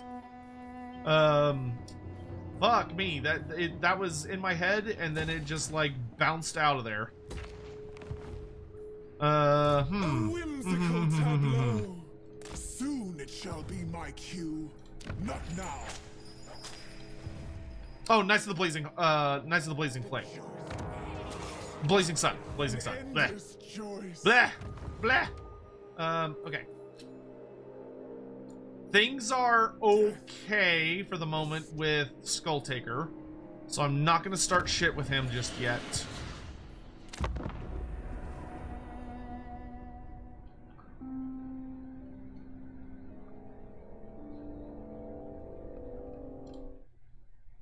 Why do I have so many Discord alerts? Oh, that's why. No, get out of there. Kick Karanak and see what happens. I mean, that was basically the, there was a box set that was basically about that. Where it was like, Khorne and Karanak versus, Slaanesh. And it was basically like a kick the dog storyline. Let me please you. Alright, we're gonna run over here so we can start a war with these simple humans of the weak and ineffectual empire. Let's switch this to that. I don't think I want to do Pleasure Hunt. I think we'll start building up a mortal army down here in just a little bit. We're not going to do it just yet. Vagarian, how does the Masque feel / Blaze Legend lure? She feels great. The dance mechanic is super fun. It feels very strong. But like in a satisfying way, not like a bullshit overpowered way.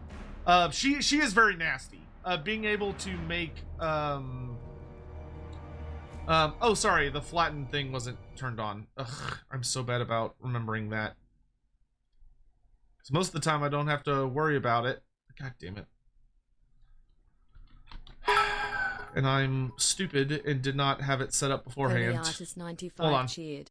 X420. I'll make sure you get your points. Hold on. If it's a perfect world, what Empire character would you like to see that has a campaign ability similar to Guild but then with the night chapters, and would you then add more of the chapters, as in the chapter leaders as named lords like the vampire?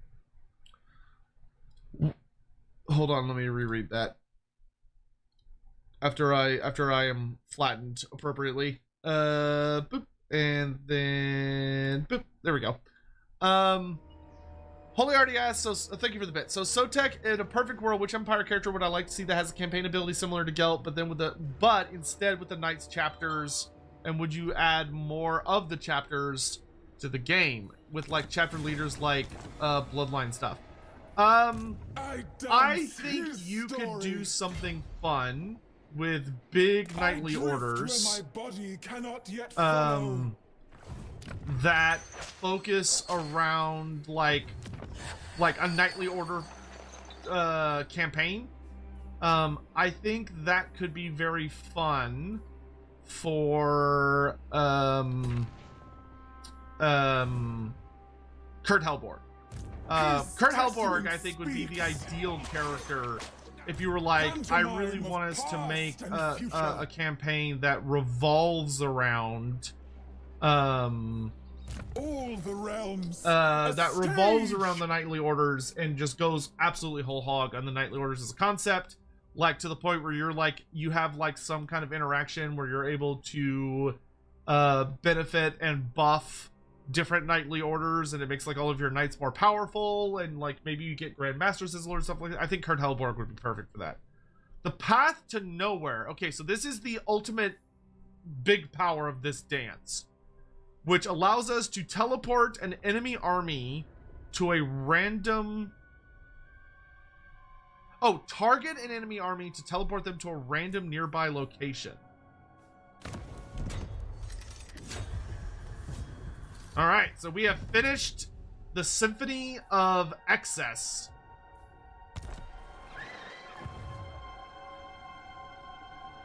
dance the sundered promises. And because we have finished this dance, this allows us to get 5% extra income or tempo for all lords, plus 50 growth to all provinces, 10% construction cost reduction for all buildings, and 5% extra income from all buildings. That is very nice. Music never ending.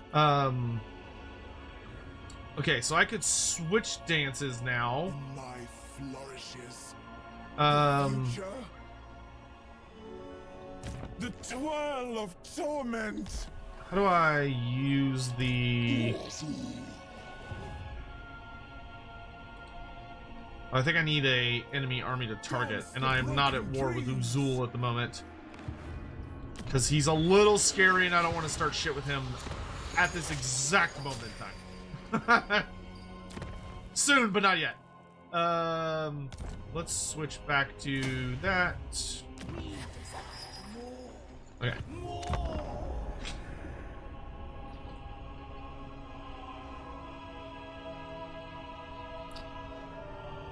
What would make the Knights Panther unique? They should specialize in killing... Well, there's two ways you could do it. One is, because the Knights Panther specialize in like hunting down beastmen and monsters and stuff, you could have them be the anti-large focused knightly order.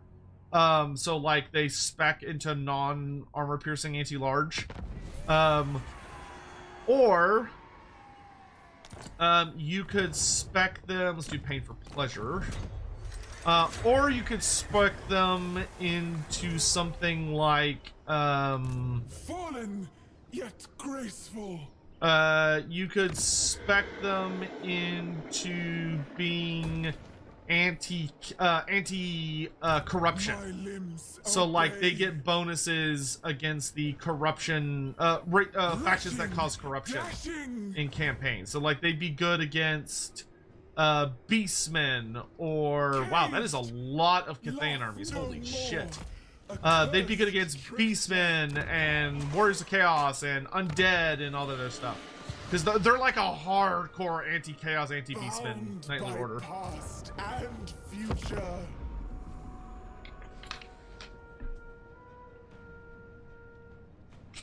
Can I talk about Kurt Helborg? Yeah. So Kurt Helborg is the Reichsmarshal of the Empire. So he's kind of like the Grand General, and he is a older gentleman who's considered one of the 2 best swordsmen in the entirety of the Empire, where he has won the most duels, except for his record is been tied with Ludwig Schwarzhelm, who is the personal judicial champion and standard bearer of the Emperor himself, who would also make a fantastic legendary hero. Masque is his I guess mirror. we're about to fight Cathay, like, oh my gosh. Are they defensive allies?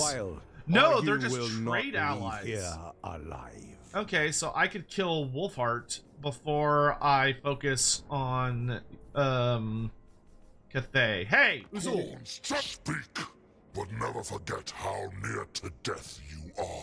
Yeah, shut up. I'll join your war with the Huntsmarshal's expedition if you'll give me military access. You can taste my blade another time. We'll be Team Demon together until you're no longer convenient to me, and then I'll kill you. But until then... Feared by all.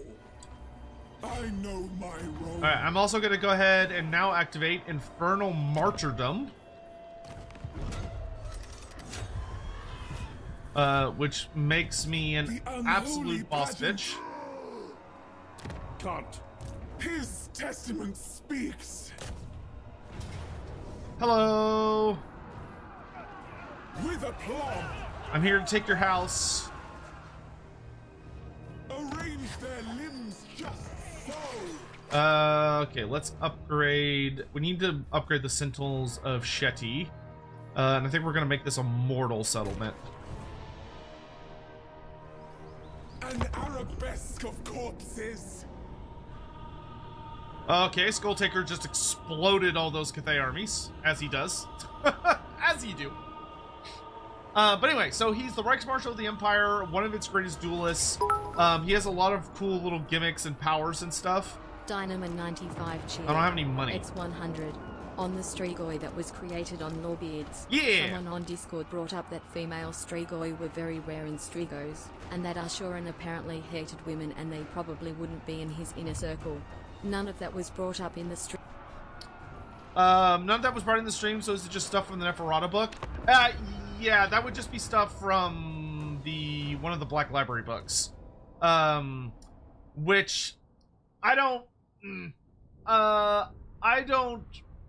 personally super agree with. I think Ushoran would definitely I think Ushoran would have a very hard time with women that have authority over him, but I don't think he would hate women, because basically what that derives from is that was that author's exploration of how does Ushoran feel about women after dealing with Neferata, being that his sister, of course, ruled in Lamia, and Lamia was, once Neferata took over, Lamia was very, it was fairly matriarchal, that it wasn't like crazy matriarchal, but Neferata was like the big boss. She was the boss bitch. And so that was basically an exploration of like, okay, what would Ushoran basically hate women after he escaped underneath his sister's claws, because she really fucking hated her brother. They did not get along. They were not friendly to one another. I personally don't think it would be that extreme. Considering that Ushoran was, by most records, believed and seen as a very, very, like, skilled ruler, I don't think I would agree with the idea that he would be, like, deeply motivated by like a hatred of women, which like I just don't think it's a necessary storyline for him, and I don't think it adds that much to his character. And I think it would kind of take away from the Strigoi as like a faction you could tell stories about. I mean, it's something you could run with because there is a Black Library book about it, but it's not something that I personally would use. Because I don't think it works as well for Ushoran as the ruler of an empire that... Here's my big thing, is that the Empire of Strigos, by most versions of the story, was supposed to be incredible. Like, it was supposed to be a roaring success that ultimately failed, not because Ushoran was a bad ruler, but because there were several forces that were working against him that he did not realize were there until it was too late, and he got outmaneuvered by basically a lot of other vampires that were deeply jealous of his success. And I think if you decide to make Ushoran into that the trauma from his sister makes him into a woman hater that refuses to turn many Strigoi into women, that it would, I think, greatly take his story down a peg. And I think it makes him into a pettier character, that it's like another layer of a story that he doesn't need. Ushoran's story is already super duper duper busy between like trying to do a better job of ruling over and emulating Lamia, and how despite the fact that he was a very petulant kind of asshole youth when he was the Lord of Masques in Sylvania, or in Lamia, that he went through a lot of personal growth and development after the fall of Lamia, which led him to creating... It humbled him in a lot of ways. And he ended up trying to create something better and like went to the other vampires for help. He called on Neferata to help him, on Avarash to help him, on Wazoran to help him. Like, he called the other founding vampires and said, I've made a lot of mistakes, but I'm trying to be better. So, like, can we set aside our differences and can we be better? And Neferata hated him for it. Like, I think it would be like a potential story you could explore about some Strigoi lords that survived the fall of Strigos. So, like, if you wanted to have a Strigoi Ghoul King or a Strigoi Lord who, like, because of everything that happened with the Lamians, like, deeply distrusts all women, and he despises women and he hates them, and thinks that all women are just agents of Neferata. So he leads like a culture or a coven or whatever you want to call it of pure men, because he believes that will insulate him against Neferata's manipulations. That's interesting. I think that makes for an interesting storyline. But I don't think doing that for Ushoran would be appropriate, because I think that would limit and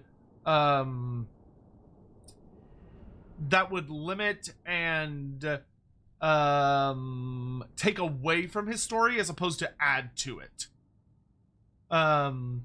If that makes sense. And that's just my opinion. Like, so you can take it with as much like severity or canonicity as you want.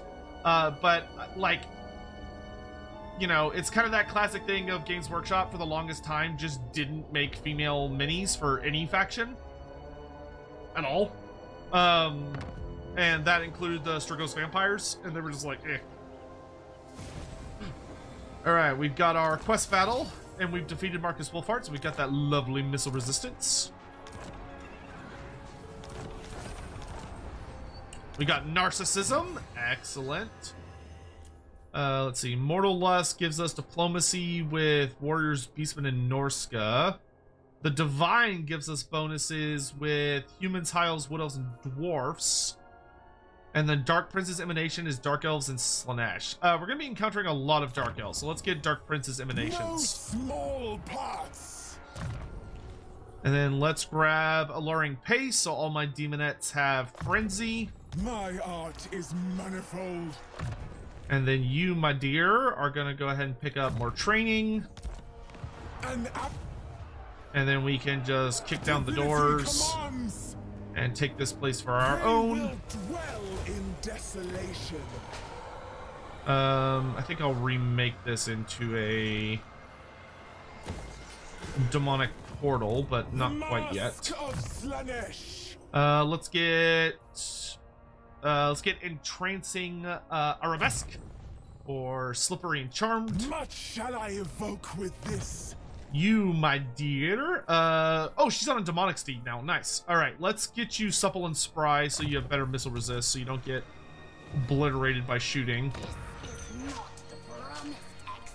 We're gonna grab that. I'm gonna convert. Oh, nope. Maybe I'll wait till that level's up. Because yeah, I think we're gonna go full mortal structures for the Turtle Isles. We've got narcissism. Excellent. Fallen, yet What is he talking about? what is that Sotek dude saying? A stage. I dance. Like, damn, I knew YouTubers were conceited, but like, damn. Red host. Cursed Sotek spawn. Right, that's fine for now. I sense Vigarian, thank you very much. Dino Man. Just a step further. Thank you very much for gifting a sub to Slaanesh. Thank you. That's very kind. Vigarian, thank you for the super chat. Would love to see a new Shorin trilogy that follows the three phases of his life. First book as the prince, second book as the king, and third prince as the monster, the epic tragedy of his life. That would be kick-ass. He does actually have a full-length Age of Sigmar novel that also comes in hardback. And it's also a audiobook on like Audible and stuff. I listened to the audiobook and it was fantastic. It's literally just called Ushorin, Mortarch of Madness, I think is the full title. I was really pleased with that book. Oh, okay, I think Wolfhard is basically dead? Pantomime of past and future. Alright, I'm gonna retreat down here so I can get more troops. And I think we're gonna go ahead and change dance. So let's switch to the Pageant of Pain. Dance the broken dream. Which is gonna destroy our tempo, but that's okay. So now we're on the Pageant of Pain. Oh, well, you know, we took a lot of our tempo with it. So Barbed Grasp is melee attack, melee defense, at the cost of melee defense. Lithe and Deadly is weapon strength at the cost of physical resist. Carved with Care is bonus versus infantry, but at the loss of leadership. Manic Rush is minus armor to charge bonus.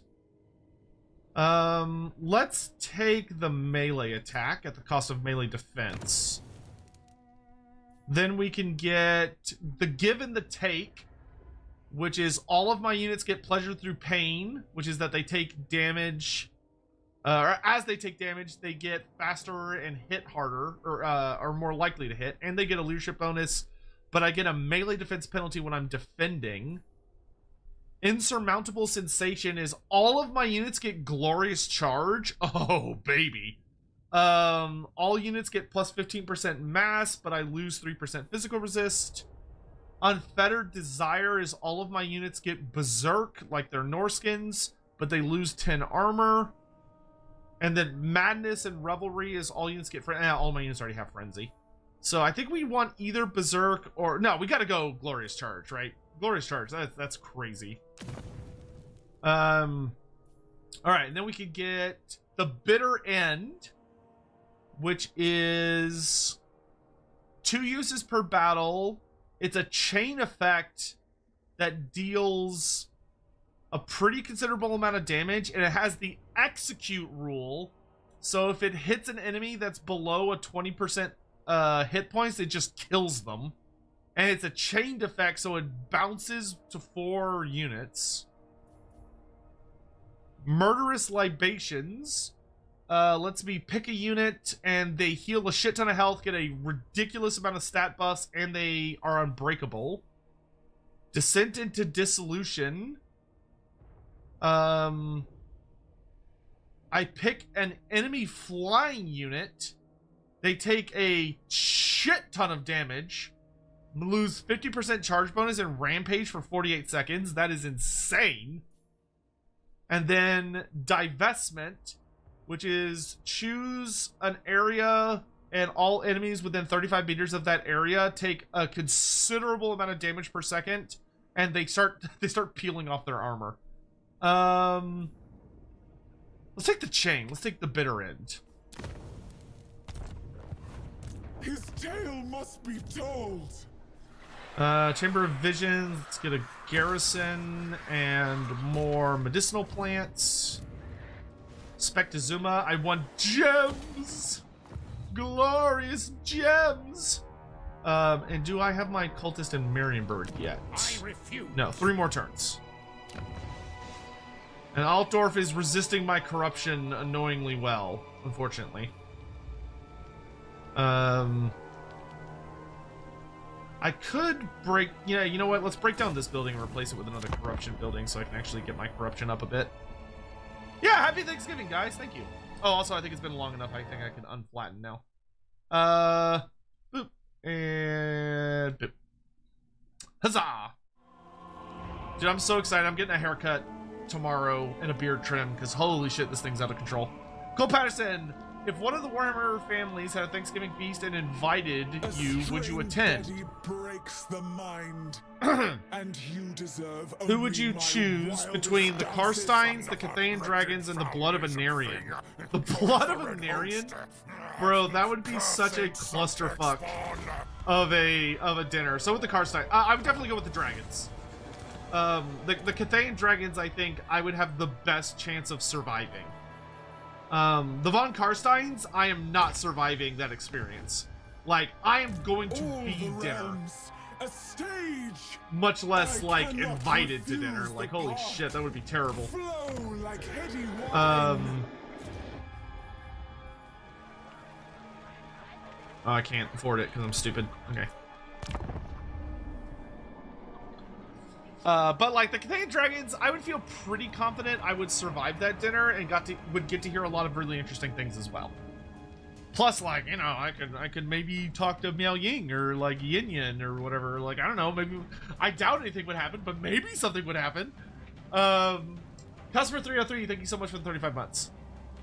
Like, Blood of Anarian, you would literally... Blood of Anarian would be the most dramatic. Like, Blood of Anarian would actually be very funny. Because you'd be at a table with Marathi, Malekith, like, the Queen of the Laurelorn, the Tyrion Teclis. Like, it would be... That would be, like... You know, if you prefer your Thanksgivings to be, like, people screaming and yelling at each other over the table... You definitely want to go with, wait, no, I don't need that many Furies. You would definitely probably want to go with the Blood of Anarian. Like, the Vampire one would be pretty good, too. Though that one would be more, like... That one would be more beneath the surface simmering.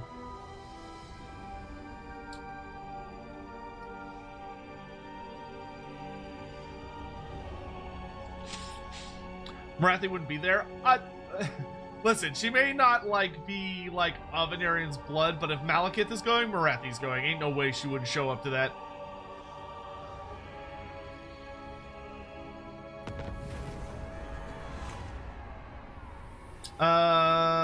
Let's see. +6 leadership to all units in my army or -6 leadership to all enemies. I'll take minus. Cruel and deadly.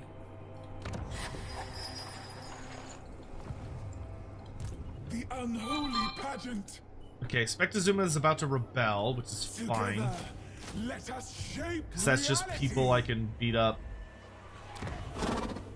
Okay, nice. I'd kind of like for this cult to explode. So So I'm gonna do another dark ritual My so that I divine could put this chick in there and get a better tier cult. Okay, I need more money. This does control. This does money of my. Well, it does money, but I just get more money. Let's see. Let's get lavish, and yeah, let's go ahead and just double up on funds. That way, I can start building a new army, and that'll be good shit. Yeah, it's fine. I can upgrade. Oh wait, no, I was gonna make this a demon portal. There we go. Yeah, Alaminawith would be there if you consider her canon, which I think technically she is. The greater your resentment, the more you shall appreciate. You declaring war on me? You bitch. You absolute bitch. Can I take any of your units as revenge? No, I spent all my money. Damn it. I'm so bad about that with Slaanesh. Slaanesh, like, really rewards you for saving money between turns, and I am just terrible about that. Can I show us the buff stats for Keeper of Secrets? I don't know if they're that buff, but I'll show you.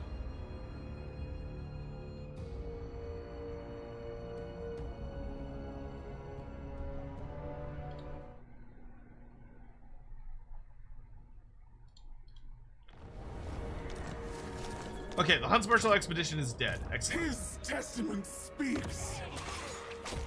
Finally, we'll be able to get Exalted Demonettes from the Constellation. Has the perfect prince forsaken us? Alright, and A then whimsical tableau. we're gonna go up here to start fighting. My will does not bend. I'll show you something that's gonna bend. Alright, that's fine. And then meanwhile up here. Die in rapture. There we go. We got a fresh cult under Marienburg. The nation calls. And we're gonna put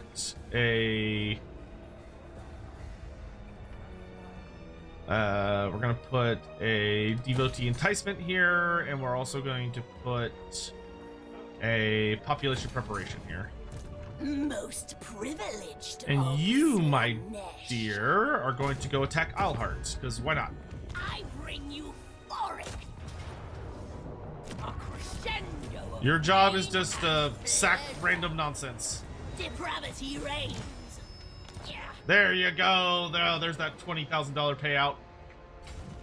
The We love to see it. perfect prince prevails. We love to see it. Okay, Turtle Isle, we're gonna change to Immortal. Oh, I love money. Money. Okay, I do want to start preparing a mortal army. So let's get a Chaos Sorcerer Lord of Slaanesh, because those are relatively new. Iron Skin, perfect. Sorcerer Lord of Slaanesh. Cool. I will show you pleasure. Start getting some Slongors. Music never ending. Alright, I was going to show you the stupid thing, I forgot. Can you put the support cult building on your Dark Elf ally? Oh, that's a smart idea. I didn't think about that.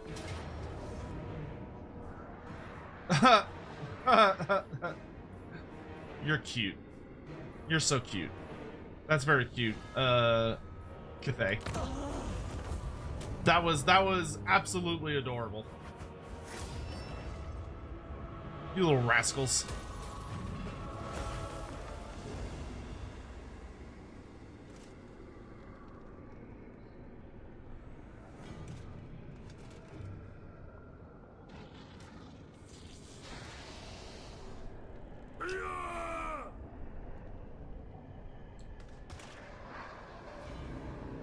Are all Keepers of Secret buffed? I don't fucking know.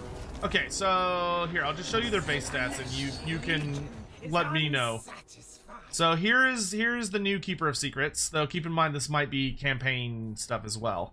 So it's 7,720 health, 15 armor, 80 leadership, 80 speed, 60 melee attack, 54 melee defense, 500 weapon strength, which is mostly armor piercing, 60 charge bonus, with Strider, Devastating Flanker, 25% physical resistance. Yeah. And then Lash and Acquiescence. Oh yeah, and Shield. Can't forget the Shield. The bronze shield. So 30%. The unholy pageant.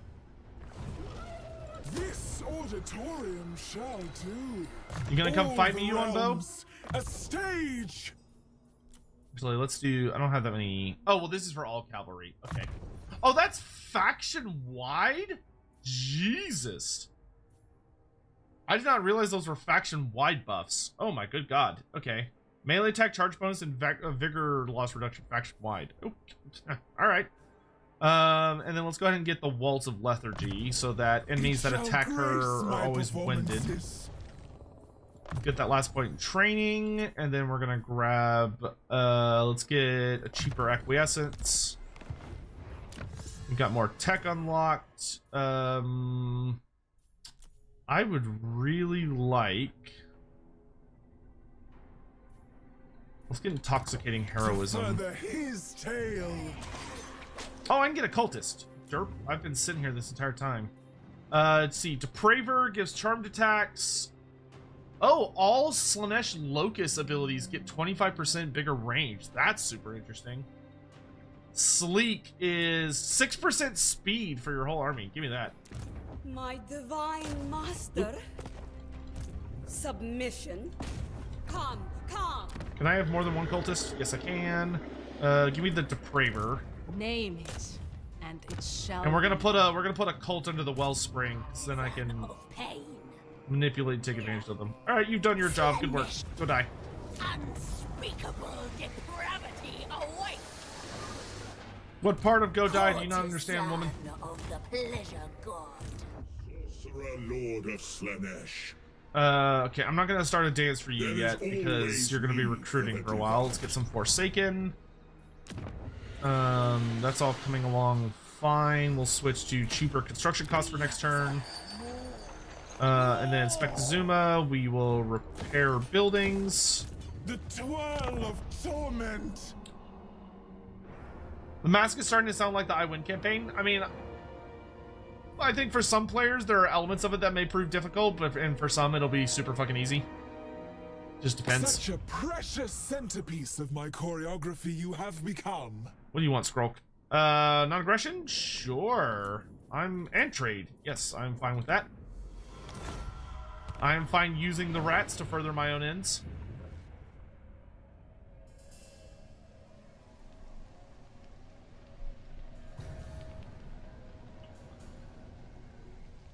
You think certain Slaaneshi hosts that just party endlessly try desperately to get the mask to appear? Oh, I'm sure. I'm sure trying to summon the mask is a tried and true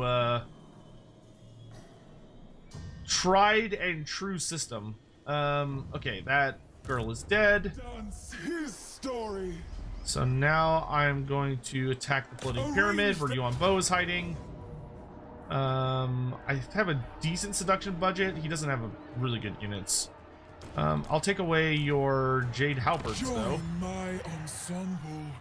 And then I'll take away nothing else apparently because the seduction budget is very high. Okay.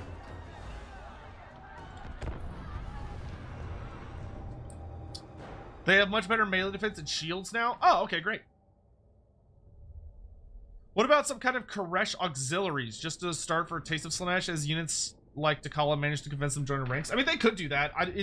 The problem is I don't think GW would let them.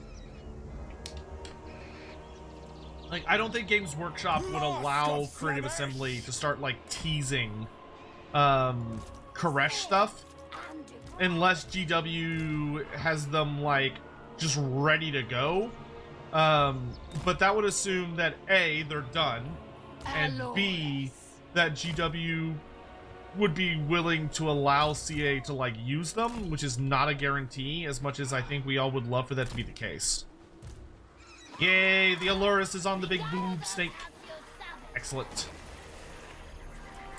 Excellent. We got some Seekers, we got Furies, and I've got some Halberds that are going to be way too slow to get to the fight. So let's do Masque is group 1, Demonettes is group 2. You'll run around with the cavalry.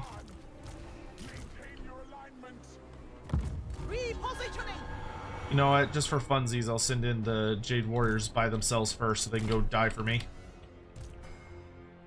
Such is their purpose. Just go be a meat shield on my behalf.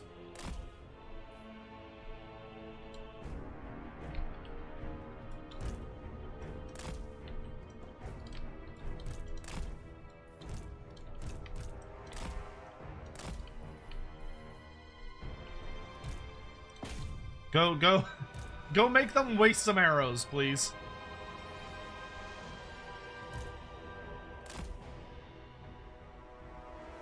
Yeah, you're doing great, lads. Doing great. Excellent. Thank you. Well done. Endlessly contorting. Alright, the Masque, you're gonna aim directly for Yuon Bow, and we're gonna activate the Chanson of Caging, which is gonna give me missile resistance.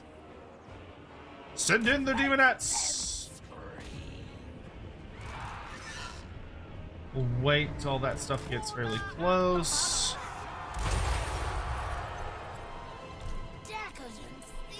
We'll sort of wait for the fight to begin in earnest. Masque of Slaanesh! Approaching the stage. Crescendo! So if I can just slip through here. Alright, we're gonna switch to dealing damage. Ow! Fuck me, that hurt. Maybe I won't fight Yuon Bow. 'Tis a silly place. Ow! That was really painful. I'm gonna go fight over here.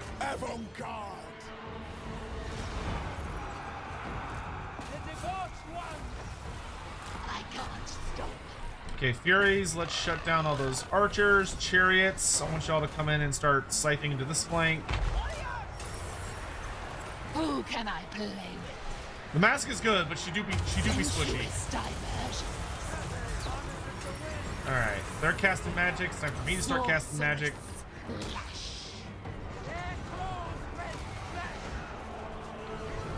Let's debuff these Jade Warriors. And we're gonna pavane those archers. You go this way, you go this way. Cool, chariots, we're gonna pull over this way. We're gonna hex. Let's silence you. This will be exquisite. The darkest of desires.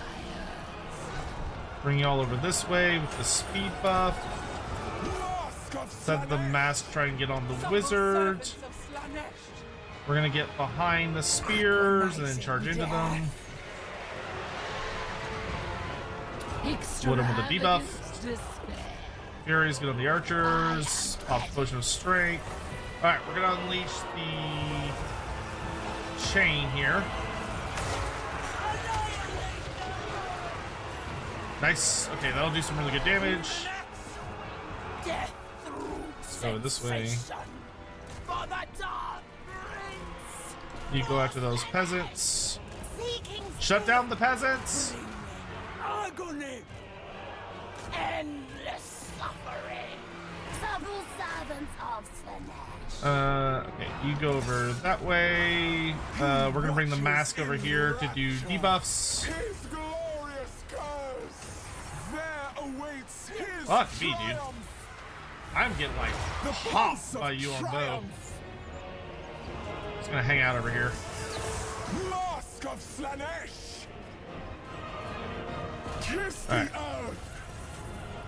Yeah, the thing you have to be careful with is the Masque is super squishy. The flurry of the winds. Like she can get absolutely deleted off the face of the earth if you're not careful. Demonettes. Defenders of Cathay. Masque of Slaanesh. Alright, let's hit him with good old narcissism so he can't move. Sorceress. And then we'll acquiescence. Paramore scoot a little closer, and we'll beguile him as well. Slaanesh!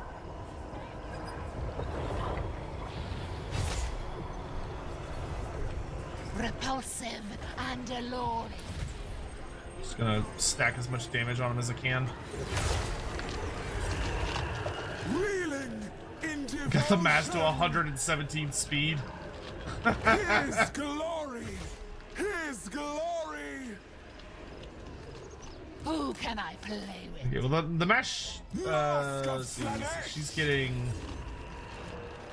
If I can get to bitter end, I should be able to hit him with bitter end, which will kill him. Let's actually switch to the damage over time dance. I dance his greatness. He watches. What's the mass defeat trait? I don't know. I have to make some time to do defeat trait stuff. All right, we do need to get him just a little bit lower. The last 20%.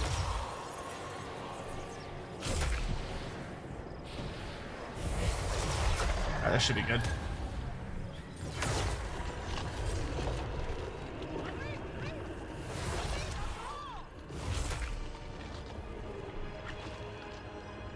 Nope, didn't quite time it right. Masque of Slaanesh.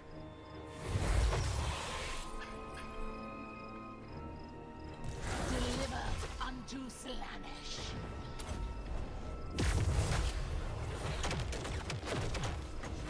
Hear the discordant choir.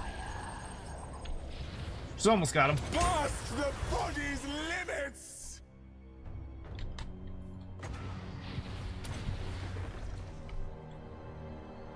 He's so tanky. There we go. Now he's dead.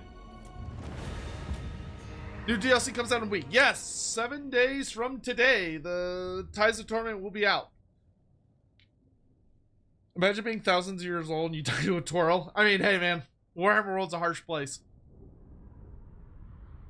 Toss a net on the mask and they're basically dead. Yeah, I mean, I think the mask will be much easier to deal with when you're playing as like Marcus Wolfhard or Ricarth or any of those other guys, because you do have tools that allow you to kill her pretty reliably. The rebuilding commences at once. Ooh, the accursed armor. That's fun. I don't like the minus 50% speed on Slaanesh though. That'll be, you know what? That'll be good for my Chaos Sorcerer Lord actually. The Masque of Slaanesh. My mask is his mirror. All right, Curse Zeal. Hell yeah, I got that perfect vigor. In addition to my repertoire. For you, my dear, let's get evasion. The twirl of torment. Sure, those are good enough buildings.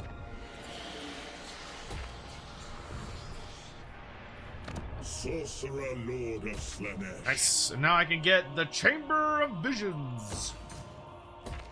More magic items. Yes, please and thank you. You get lads. Name it, and it shall be done. Which one are you? You're the Depraver. Okay, you're the one that's gonna put a cult here. Cult of endless delights. Nice. So this cult I can use to buff my sweet little dark elf boys. Excellent. And then you are gonna go join this army. The cult yearns us move. My prince. You will probably go join the Chaos army I'm making down the south. Our burning needs are unmet. Deviant Scion. Okay, we can switch back to this. Let's also do a pleasure party for more growth. So loosens the limbs. Up here, why don't we do a pleasure arena? Well, nah, because that's gonna stop me from doing the other ones for 5 turns. Let's wait, because I'd like to do a pleasure hunt so I can get like some, like a shit ton of really powerful demonettes. All the realms, a stage. Ugh. What is the mask's unique ability? What do you mean by her unique ability? And she has like the tempo dances, which are really, really powerful. Do you think they'll reduce the rate to get tempo to balance it a bit more? At the moment, it feels like you max a few battles. I would personally like that. Like I would say that they could make the tempo increase process like 50% slower at the start of the campaign, and I think it would be fine. Because right now, like, you do max out the dances pretty damn fast. Like, you can see I've already maxed out the dance for the second dance. Enables the targeting of an enemy army in the local region to receive the silenced attribute, reduce their ammo by 100%. Gross.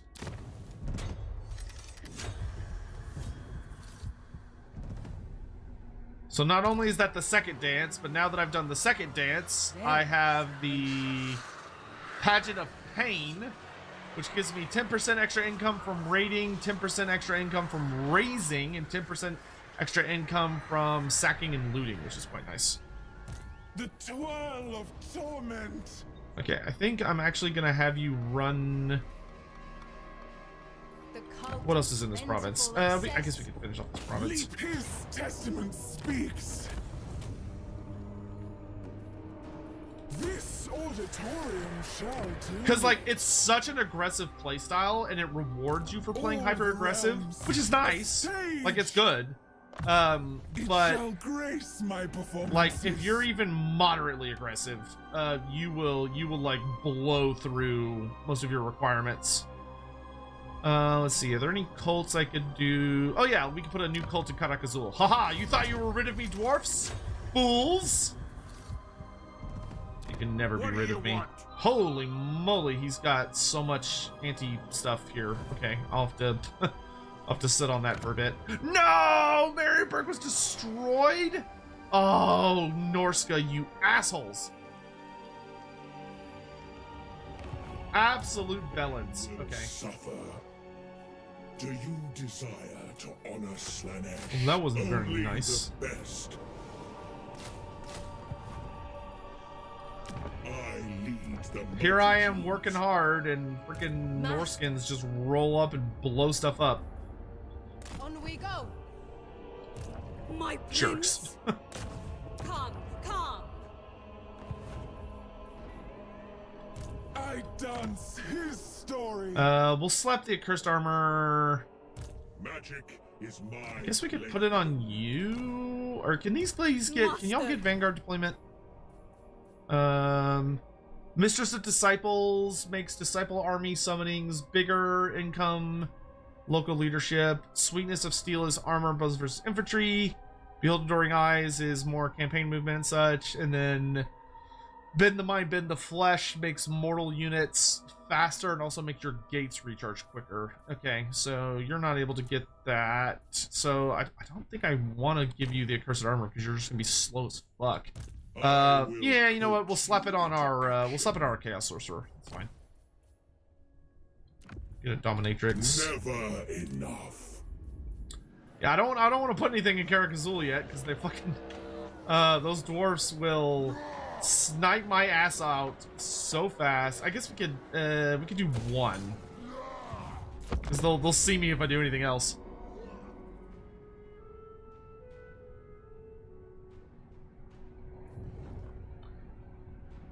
Have I seen Valrek said he heard AOS Total War might be a thing? It wouldn't surprise me for it to be a thing, but I don't think it would be a thing for many more years. Like that would be that. I think that would be several years away. I wouldn't see that happening like anytime reasonably soon.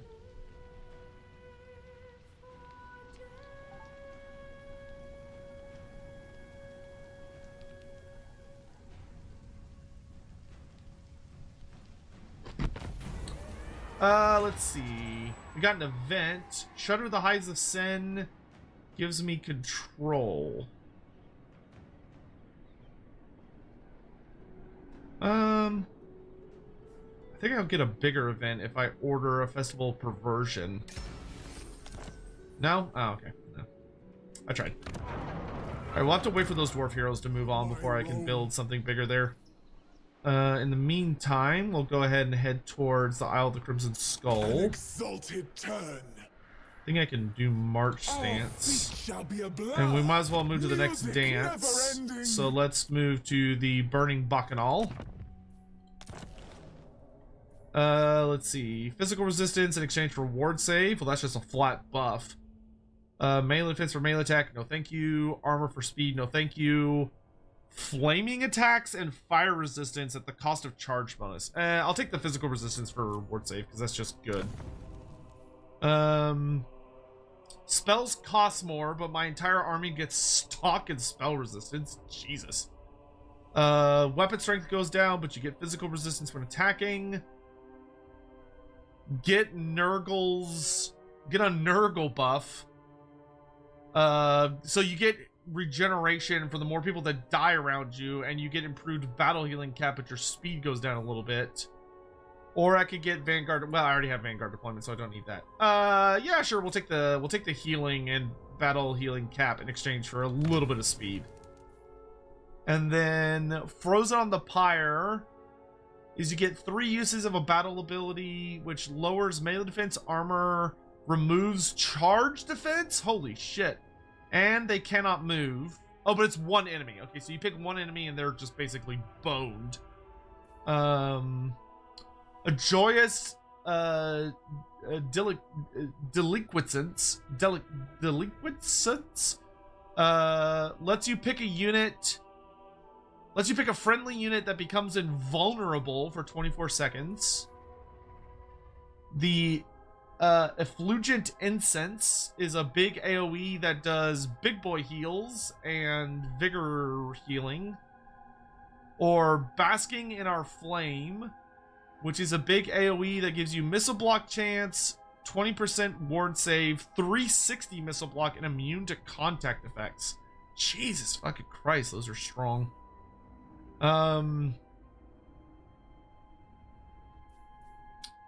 I think I will take the pick an enemy and you get to delete them off the face of the earth buff. It only works if they're grounded, though. I mean, that's... Basking in Our Flame is also really... Yeah, we'll take Basking in Our Flame, actually. That's really nice. Because if I get to, like, a big combat bubble, I can pop that. Speak. Move, I implore you. We're gonna head down here. Move. Next turn, we're gonna be able to build, so we can switch to the Cavalcade for the construction cost reduction. We're getting some nice, lovely buffs from the Wellspring now. Chosen of the Dark Prince. More Slongors, more Marauders. The sea is closed. Games Workshop on Warcom posted that fans are protesting at Warhammer World? What? What are they? What? What are they? What? Like, what? What are they protesting? Oh, it's a meme. Okay, it's a joke article. I was like, I refuse to believe that. Isn't it because they're like releasing more Ultramarine shit? And like, I think it's because, if memory serves, it's probably because everybody was giving them a lot of shit. For like, it's like, oh, they're doing more Space Marines, just what the world needed. Empty of home, empty of eye. It's a troll. They've done a skit where Ultramarine fans are demanding more Ultramarine content. Okay, that's genuinely kind of funny though. They're selling Ultra Mad t-shirts on the store.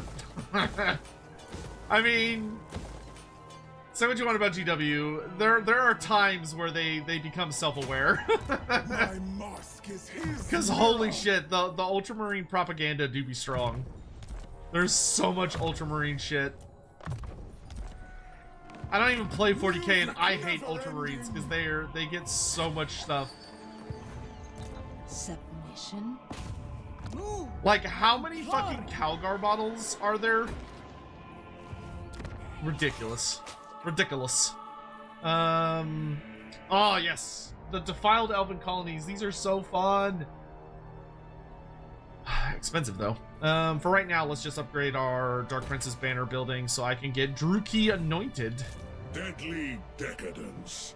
The paths are shown to me. A whimsical tableau. Who is this? Oh, this is the cultist. Okay. The unholy pageant. Okay, all the dwarfs have filed out from Karakazul, so we can put a acolyte trial there next turn. They poked their heads up to post a meme before issuing another price hike. Bro, GW prices, they do be something.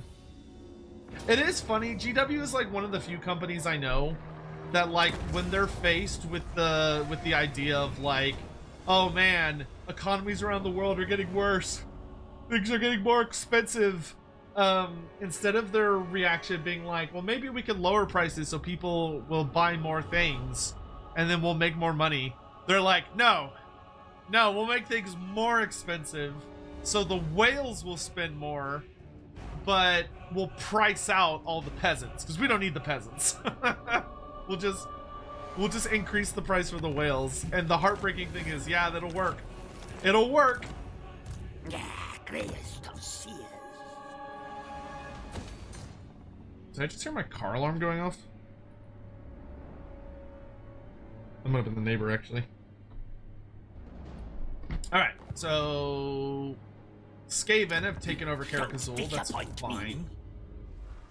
I need to go after Yuon Bow here. Hey, more! Thanks so much for the 5 gift subs. I really appreciate it. Thank you. The Red Host. Lord, cursed Sotek spawn. What does Obsidian do? It just increases income in this province, but I am making a lot of money in this province, so that could be worth doing. So we do cavalry building for more mortal units. Oh, getting the drifting tower could be nice, or the challenge. Actually, the challenge stone would probably be best. Money. Actually, yeah, let's get the money building. That makes the most sense.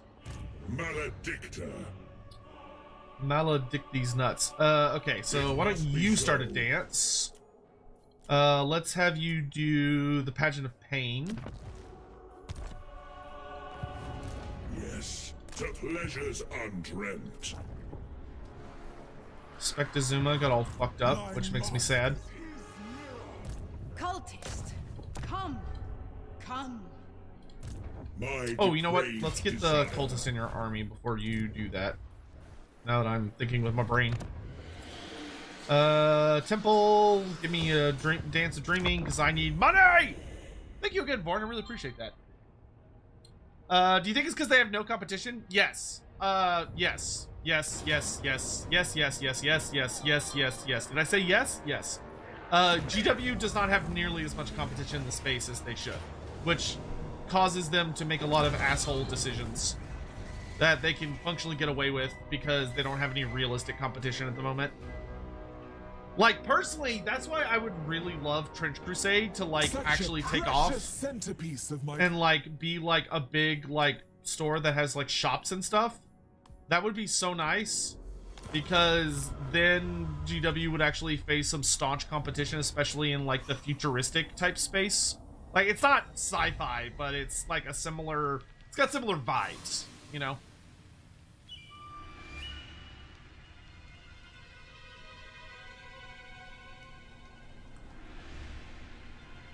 The big DLC reveal next week is Ultramarines coming to Total War. That was actually, that was a pretty big meme, back for Total War Warhammer, 3. So when Total War Warhammer 3 was coming out, there was a meme that the, like, the big trailer video was gonna end up being, it was gonna end up being something like you'd see all the demons and stuff attacking, and then, like, there'd be, like, a big portal that opens up and Space Marines would just come pouring out. Like that was actually a pretty big joke for a little bit when people were wondering what the third game was going to have, because a lot of people thought the idea of like Cathay or Kislev or any of that other stuff was like impossible. Can I steal anything? Ooh, I can steal a mortar. Steal some hand cannons. It's actually kind of a nasty army. I'll steal the mortar.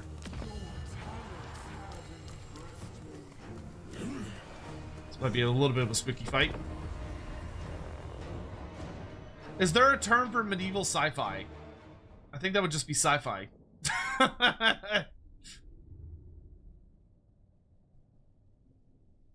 Like, sci-fi is a pretty broad term. So, actually, you know, since we're all just hanging out here, though we don't have too much longer left in this stream before I gotta bounce. But, because I gotta go to Thanksgiving dinner. But,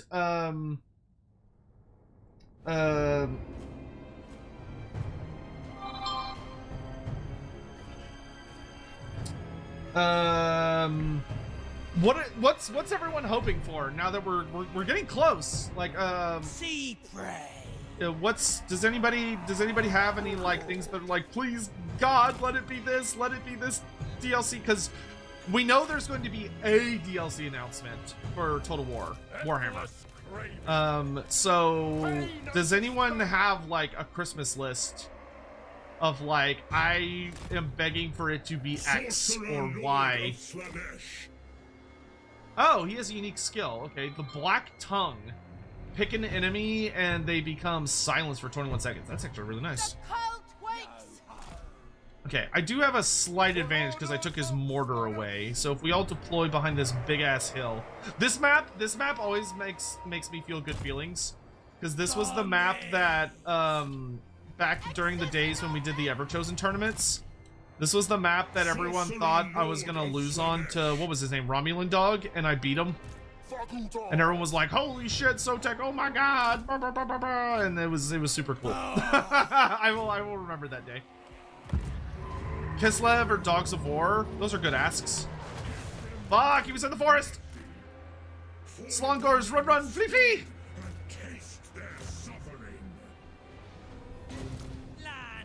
Well, you know what, if I could blow up his carronade, that'd be really nice. Actually, no, that's stupid. Let's target the shooting units. Alright, let's lead them on a merry little chase over this way. Sorcerer Lord of Slaanesh. It's the fastest thing I've got over here. Forsaken, probably? Yeah. I would really like the Forsaken to get on that cannon if possible.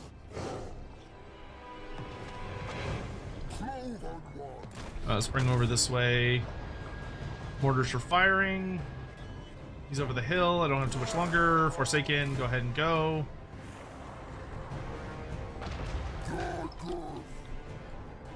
This is going to be a little spooky. Endless craving. Alright. We desire torment. What are these? Death Guard with pole arms. Alright, we're going to need to fight and debuff them. You guys, I'm gonna need against the, whatever that is, the big crab. Slongors all go out this way. These Slongors, we're gonna run this way. Get stuck in. Take out that carronade. Marauders, we're gonna come on behind these guys. We're gonna start whipping Depth Guard. Guided by hunger. Nope. Avoid the Leviathan. Pain and despair. Are you within range of this guy? No, but you can get within range. Slongars, get on those shooting units. Let's see if you can get on that. Yeah, let's give you all a boost so you can get over there and shut him down. Okay, we are overwhelming the Depth Guard, so that's good. Forsaken and Mirror Guard are getting work done. Forsaken, we're gonna run away from those Depth Guard. Let's pop Narcissism on who? That's the real question. It is a silence. I don't think I need it at the moment, actually. Sorcerer Lord of Slaanesh. Okay, I need you to come over this way so I can silence the Vampire Lord. Level ones, let's get over here and get behind stuff. Nope, not them. Those are spooky. Those are Death Guard. Actually, no, let's just do this. That's fine. I will torment. Fall. Okay, we're gonna acquiesce on the polearms. Forsaken, let's have you go in on the back of these Depth Guard. Yeah, get in there, get in there. Chop them up, chop them up. Okay, mortars. Let's change our target to these Depth Guard. Dark Princess Marauders! Dark Princess Marauders, let's have you pull back.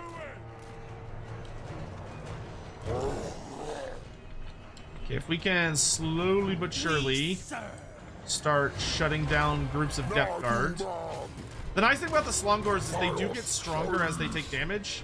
So, like, they're actually not horrible against Depth Guard, because the more the Depth Guard whoop the shit out of them, the nastier they get, which is quite nice. Good whip. I don't know what I'm going to do about the giant crab. That is a problem. Might have to save him for last. The cult thrives!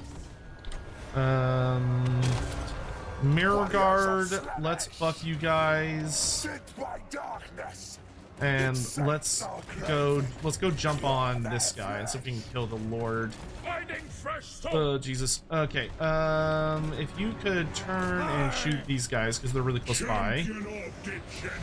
Gonna debuff them some more. Gonna go hop on the enemy Lord and see if we can beat him up a little bit.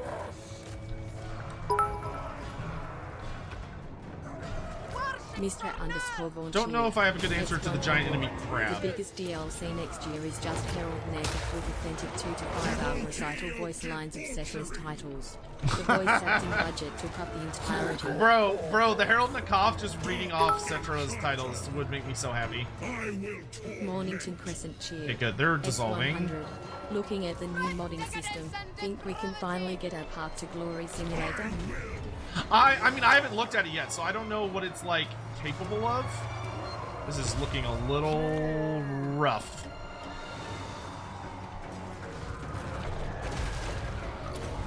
Oh, no, I shouldn't have done that. Regret. The regret is palpable.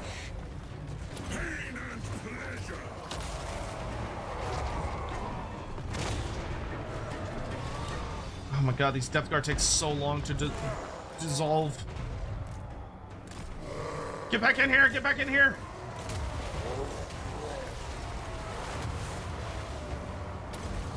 Champion of degeneracy. We're gonna silence him.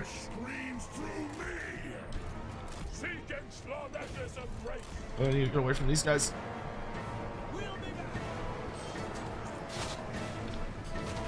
I was hoping this army wouldn't be quite this nasty. Yeah, I do not have a way to deal with that giant enemy crab, yo. Yeah, we're gonna acquiesce so I can get away from these guys. Kill the general! I don't have any AP is the problem. Well, the good news is he won't pursue me. So there is that at least. Yeah, I haven't. Has anyone that like knows anything about modding taken a look at the new modding system? Like, how's that looking? Sorcerer Lord of Slaanesh.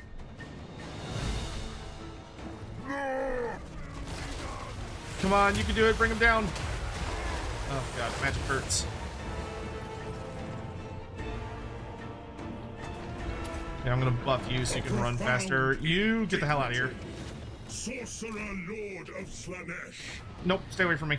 Stay away from. Wait, I can just. Hey, we got him. Okay. Well, at least we killed the enemy general. Oh, cruel fate. I am going to run away now. So many possibilities. Run, run! The crab was too powerful. Sorcerer Lord of Slaanesh. How much magic do I have? I have enough. Feel the intoxicating power. The thrill of fear. Sorcerer Lord of Slaanesh. Everybody run. Sorcerer Lord of Slaanesh. Probably End Times or Dogs of War. If it's End Times first, Dogs of War might be after it. Other races like End and stuff would be cool.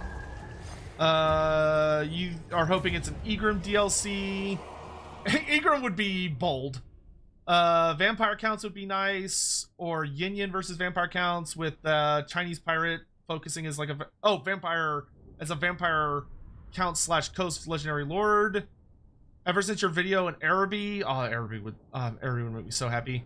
Kislev update, ended Koresh. All right, that's a ballsy hope. Nippon, Neferata and Thankful.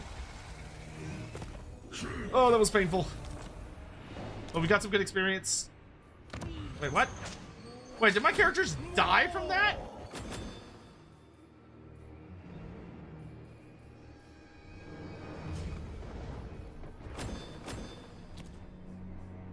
Oh. Well, he was wounded, but I guess the Herald died? That's... Okay, that was weird. That was weird. Alright, anyway, so we can get... Ooh, a disciplined Druchii Anointed. Druchii Anointed. Hell yeah, replenish troops. We do love troop replenishment in this household. Well, we're gonna need a new cultist. Let's see. Depraver is what we had last time. Oh, we can get Vanguard deployment if we do Strategist. I mean, Aggressive's pretty... Charm Detect is really nice. Let's do that. Name it, and it shall be done. Good news is you're a higher level than the one I had, so I don't feel like I lost anything, so that's nice. Thick Skinned is fine. He'll be back in a few turns.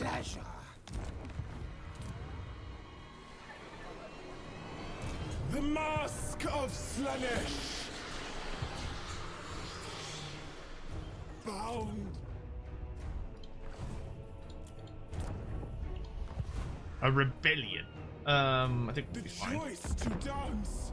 You want Gutrot Spume? Gutrot Spume would be hot. Though, he better be for Norska and Nurgle, not just Nurgle. Speaking of which, I need y'all's help. I need the community's help to push for Styrkar being made available for Norska as well. Because I really want Norska to have one of each god as a legendary hero. Like, they should get one of each.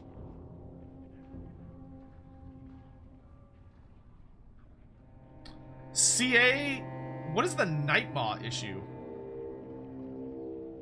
What issue does Nightmaw have? I haven't even heard about that.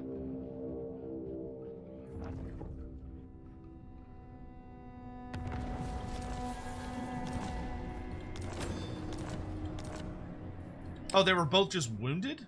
Or is this a different character? Oh, that was a character action. Rude. Music never ending. Yeah, we'll run back. That's fine. Rushing, dashing.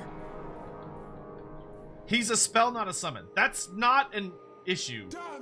That's a design choice? Okay, listen. If you say issue, that makes it sound like it's a bug. That's just a design choice.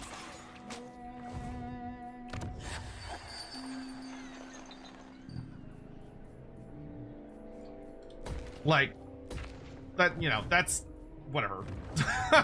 that's just, yeah, okay, whatever. All the realms, a stage. A captivating. Like, I don't... vista. Nightmaw would not make a good hero. Like, as a summon, I guess he'd be okay as a summon.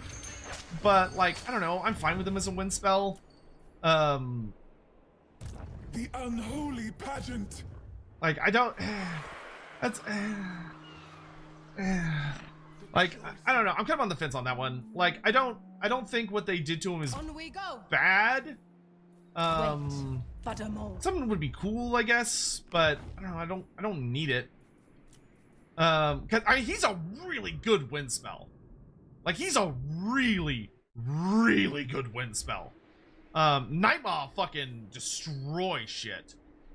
Like, good God, he hits hard.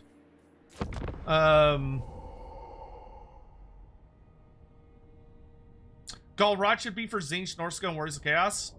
I don't know if Galrat should be for Norska. Like, I could definitely see Galrat for Tzeentch and Warriors of Chaos. Norska, I mean, you have Chaos Frost Dragons, so I guess that one's tricky. Nightmaw's invincible? Technically, yes.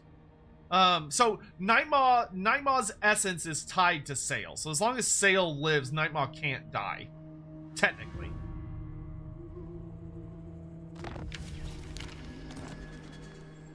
What pleasures do you require?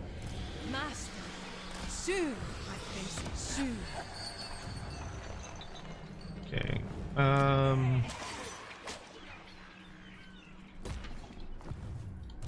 Druki anointed. Keep spending money faster than I'm earning it. A whimsical tableau. Pop that. Leaping forth. I need money. Shall pass between his Disappointed they never made to make your Norse armies look more like dedicated to a particular god. Like, if I'm dedicated to the Hound, can I really not have Khorne Marauders? smothered in a Yeah, I mean, that one's a little tricky. There's, I remember there's been some discussion from Games Workshop recently, like really recently, where GW, because of like the Norska Warriors of Chaos / it's technically more Norska. There's a Norscan book that just went up for pre-order for the old world, where it's the Warriors of Chaos, but it's technically Norska, which kind of revolves around what's going on in the DLC as well. And there was essentially a bit of a discussion on GW's side where the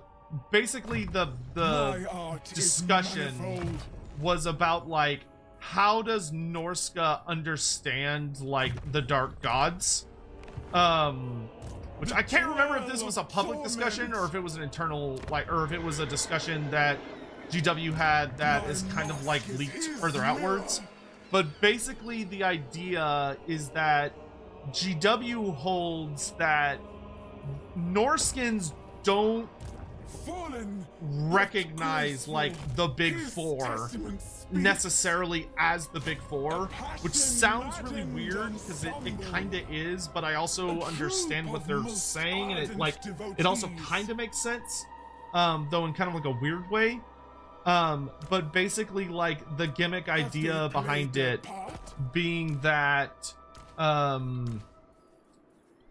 like Norskins that worship, or like Marauders of Khorne are not the same thing as Marauders that worship the Hound, because the Marauders, or the tribes that worship the Hound, do not necessarily, or in GW's case, or in GW's opinion as the holders of the IP, GW says that they don't recognize that they are worshiping Khorne. They recognize that they are worshiping the Hound, which they see as a different entity. When in reality, it is Khorne, but because it's through their totemic system, it's different.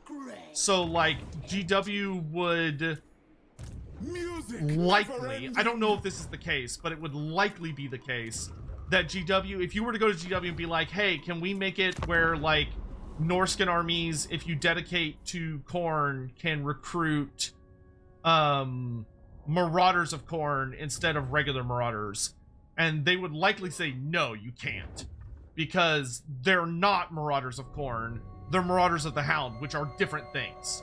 So like, you could use the ally system to get access to Khornate units, but you could not have Marauders of Khorne as a baseline unit for your Norska army, because they're not the same thing. Would probably be GW's argument. It's weird. Like, it's weird. I get where they're coming from on it, but it is weird.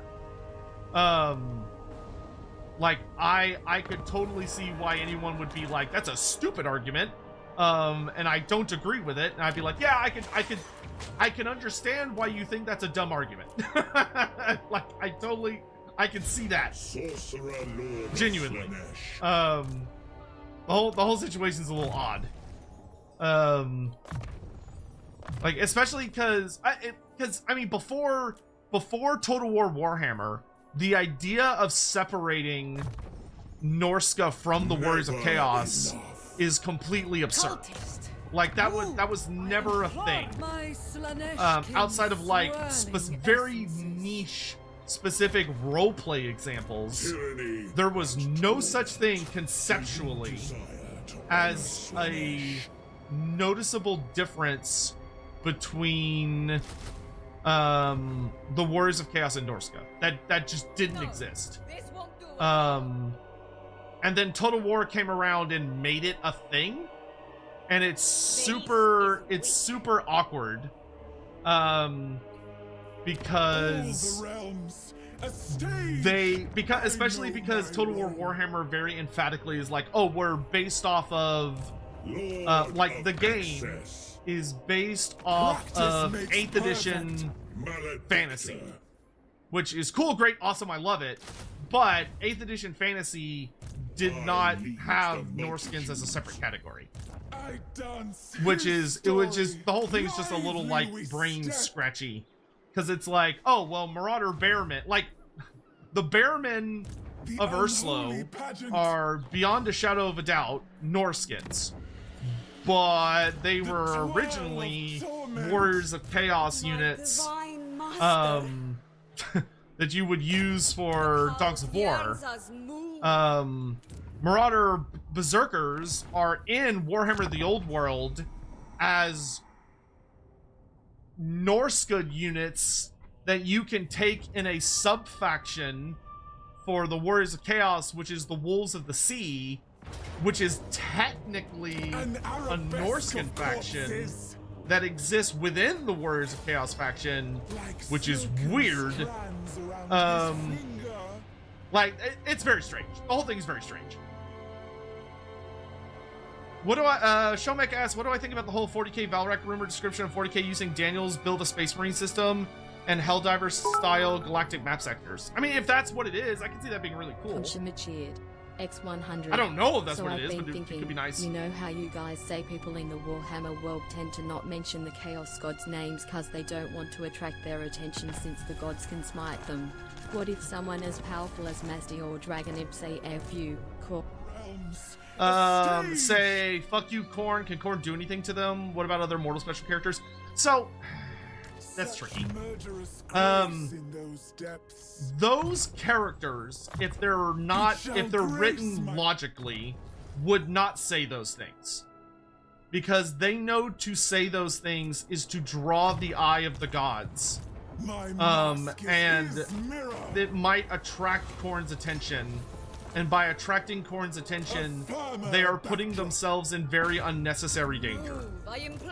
Because just by mentioning one of the Dark Gods' like names, you are basically doing a hey, look over here, which like only an idiot would do.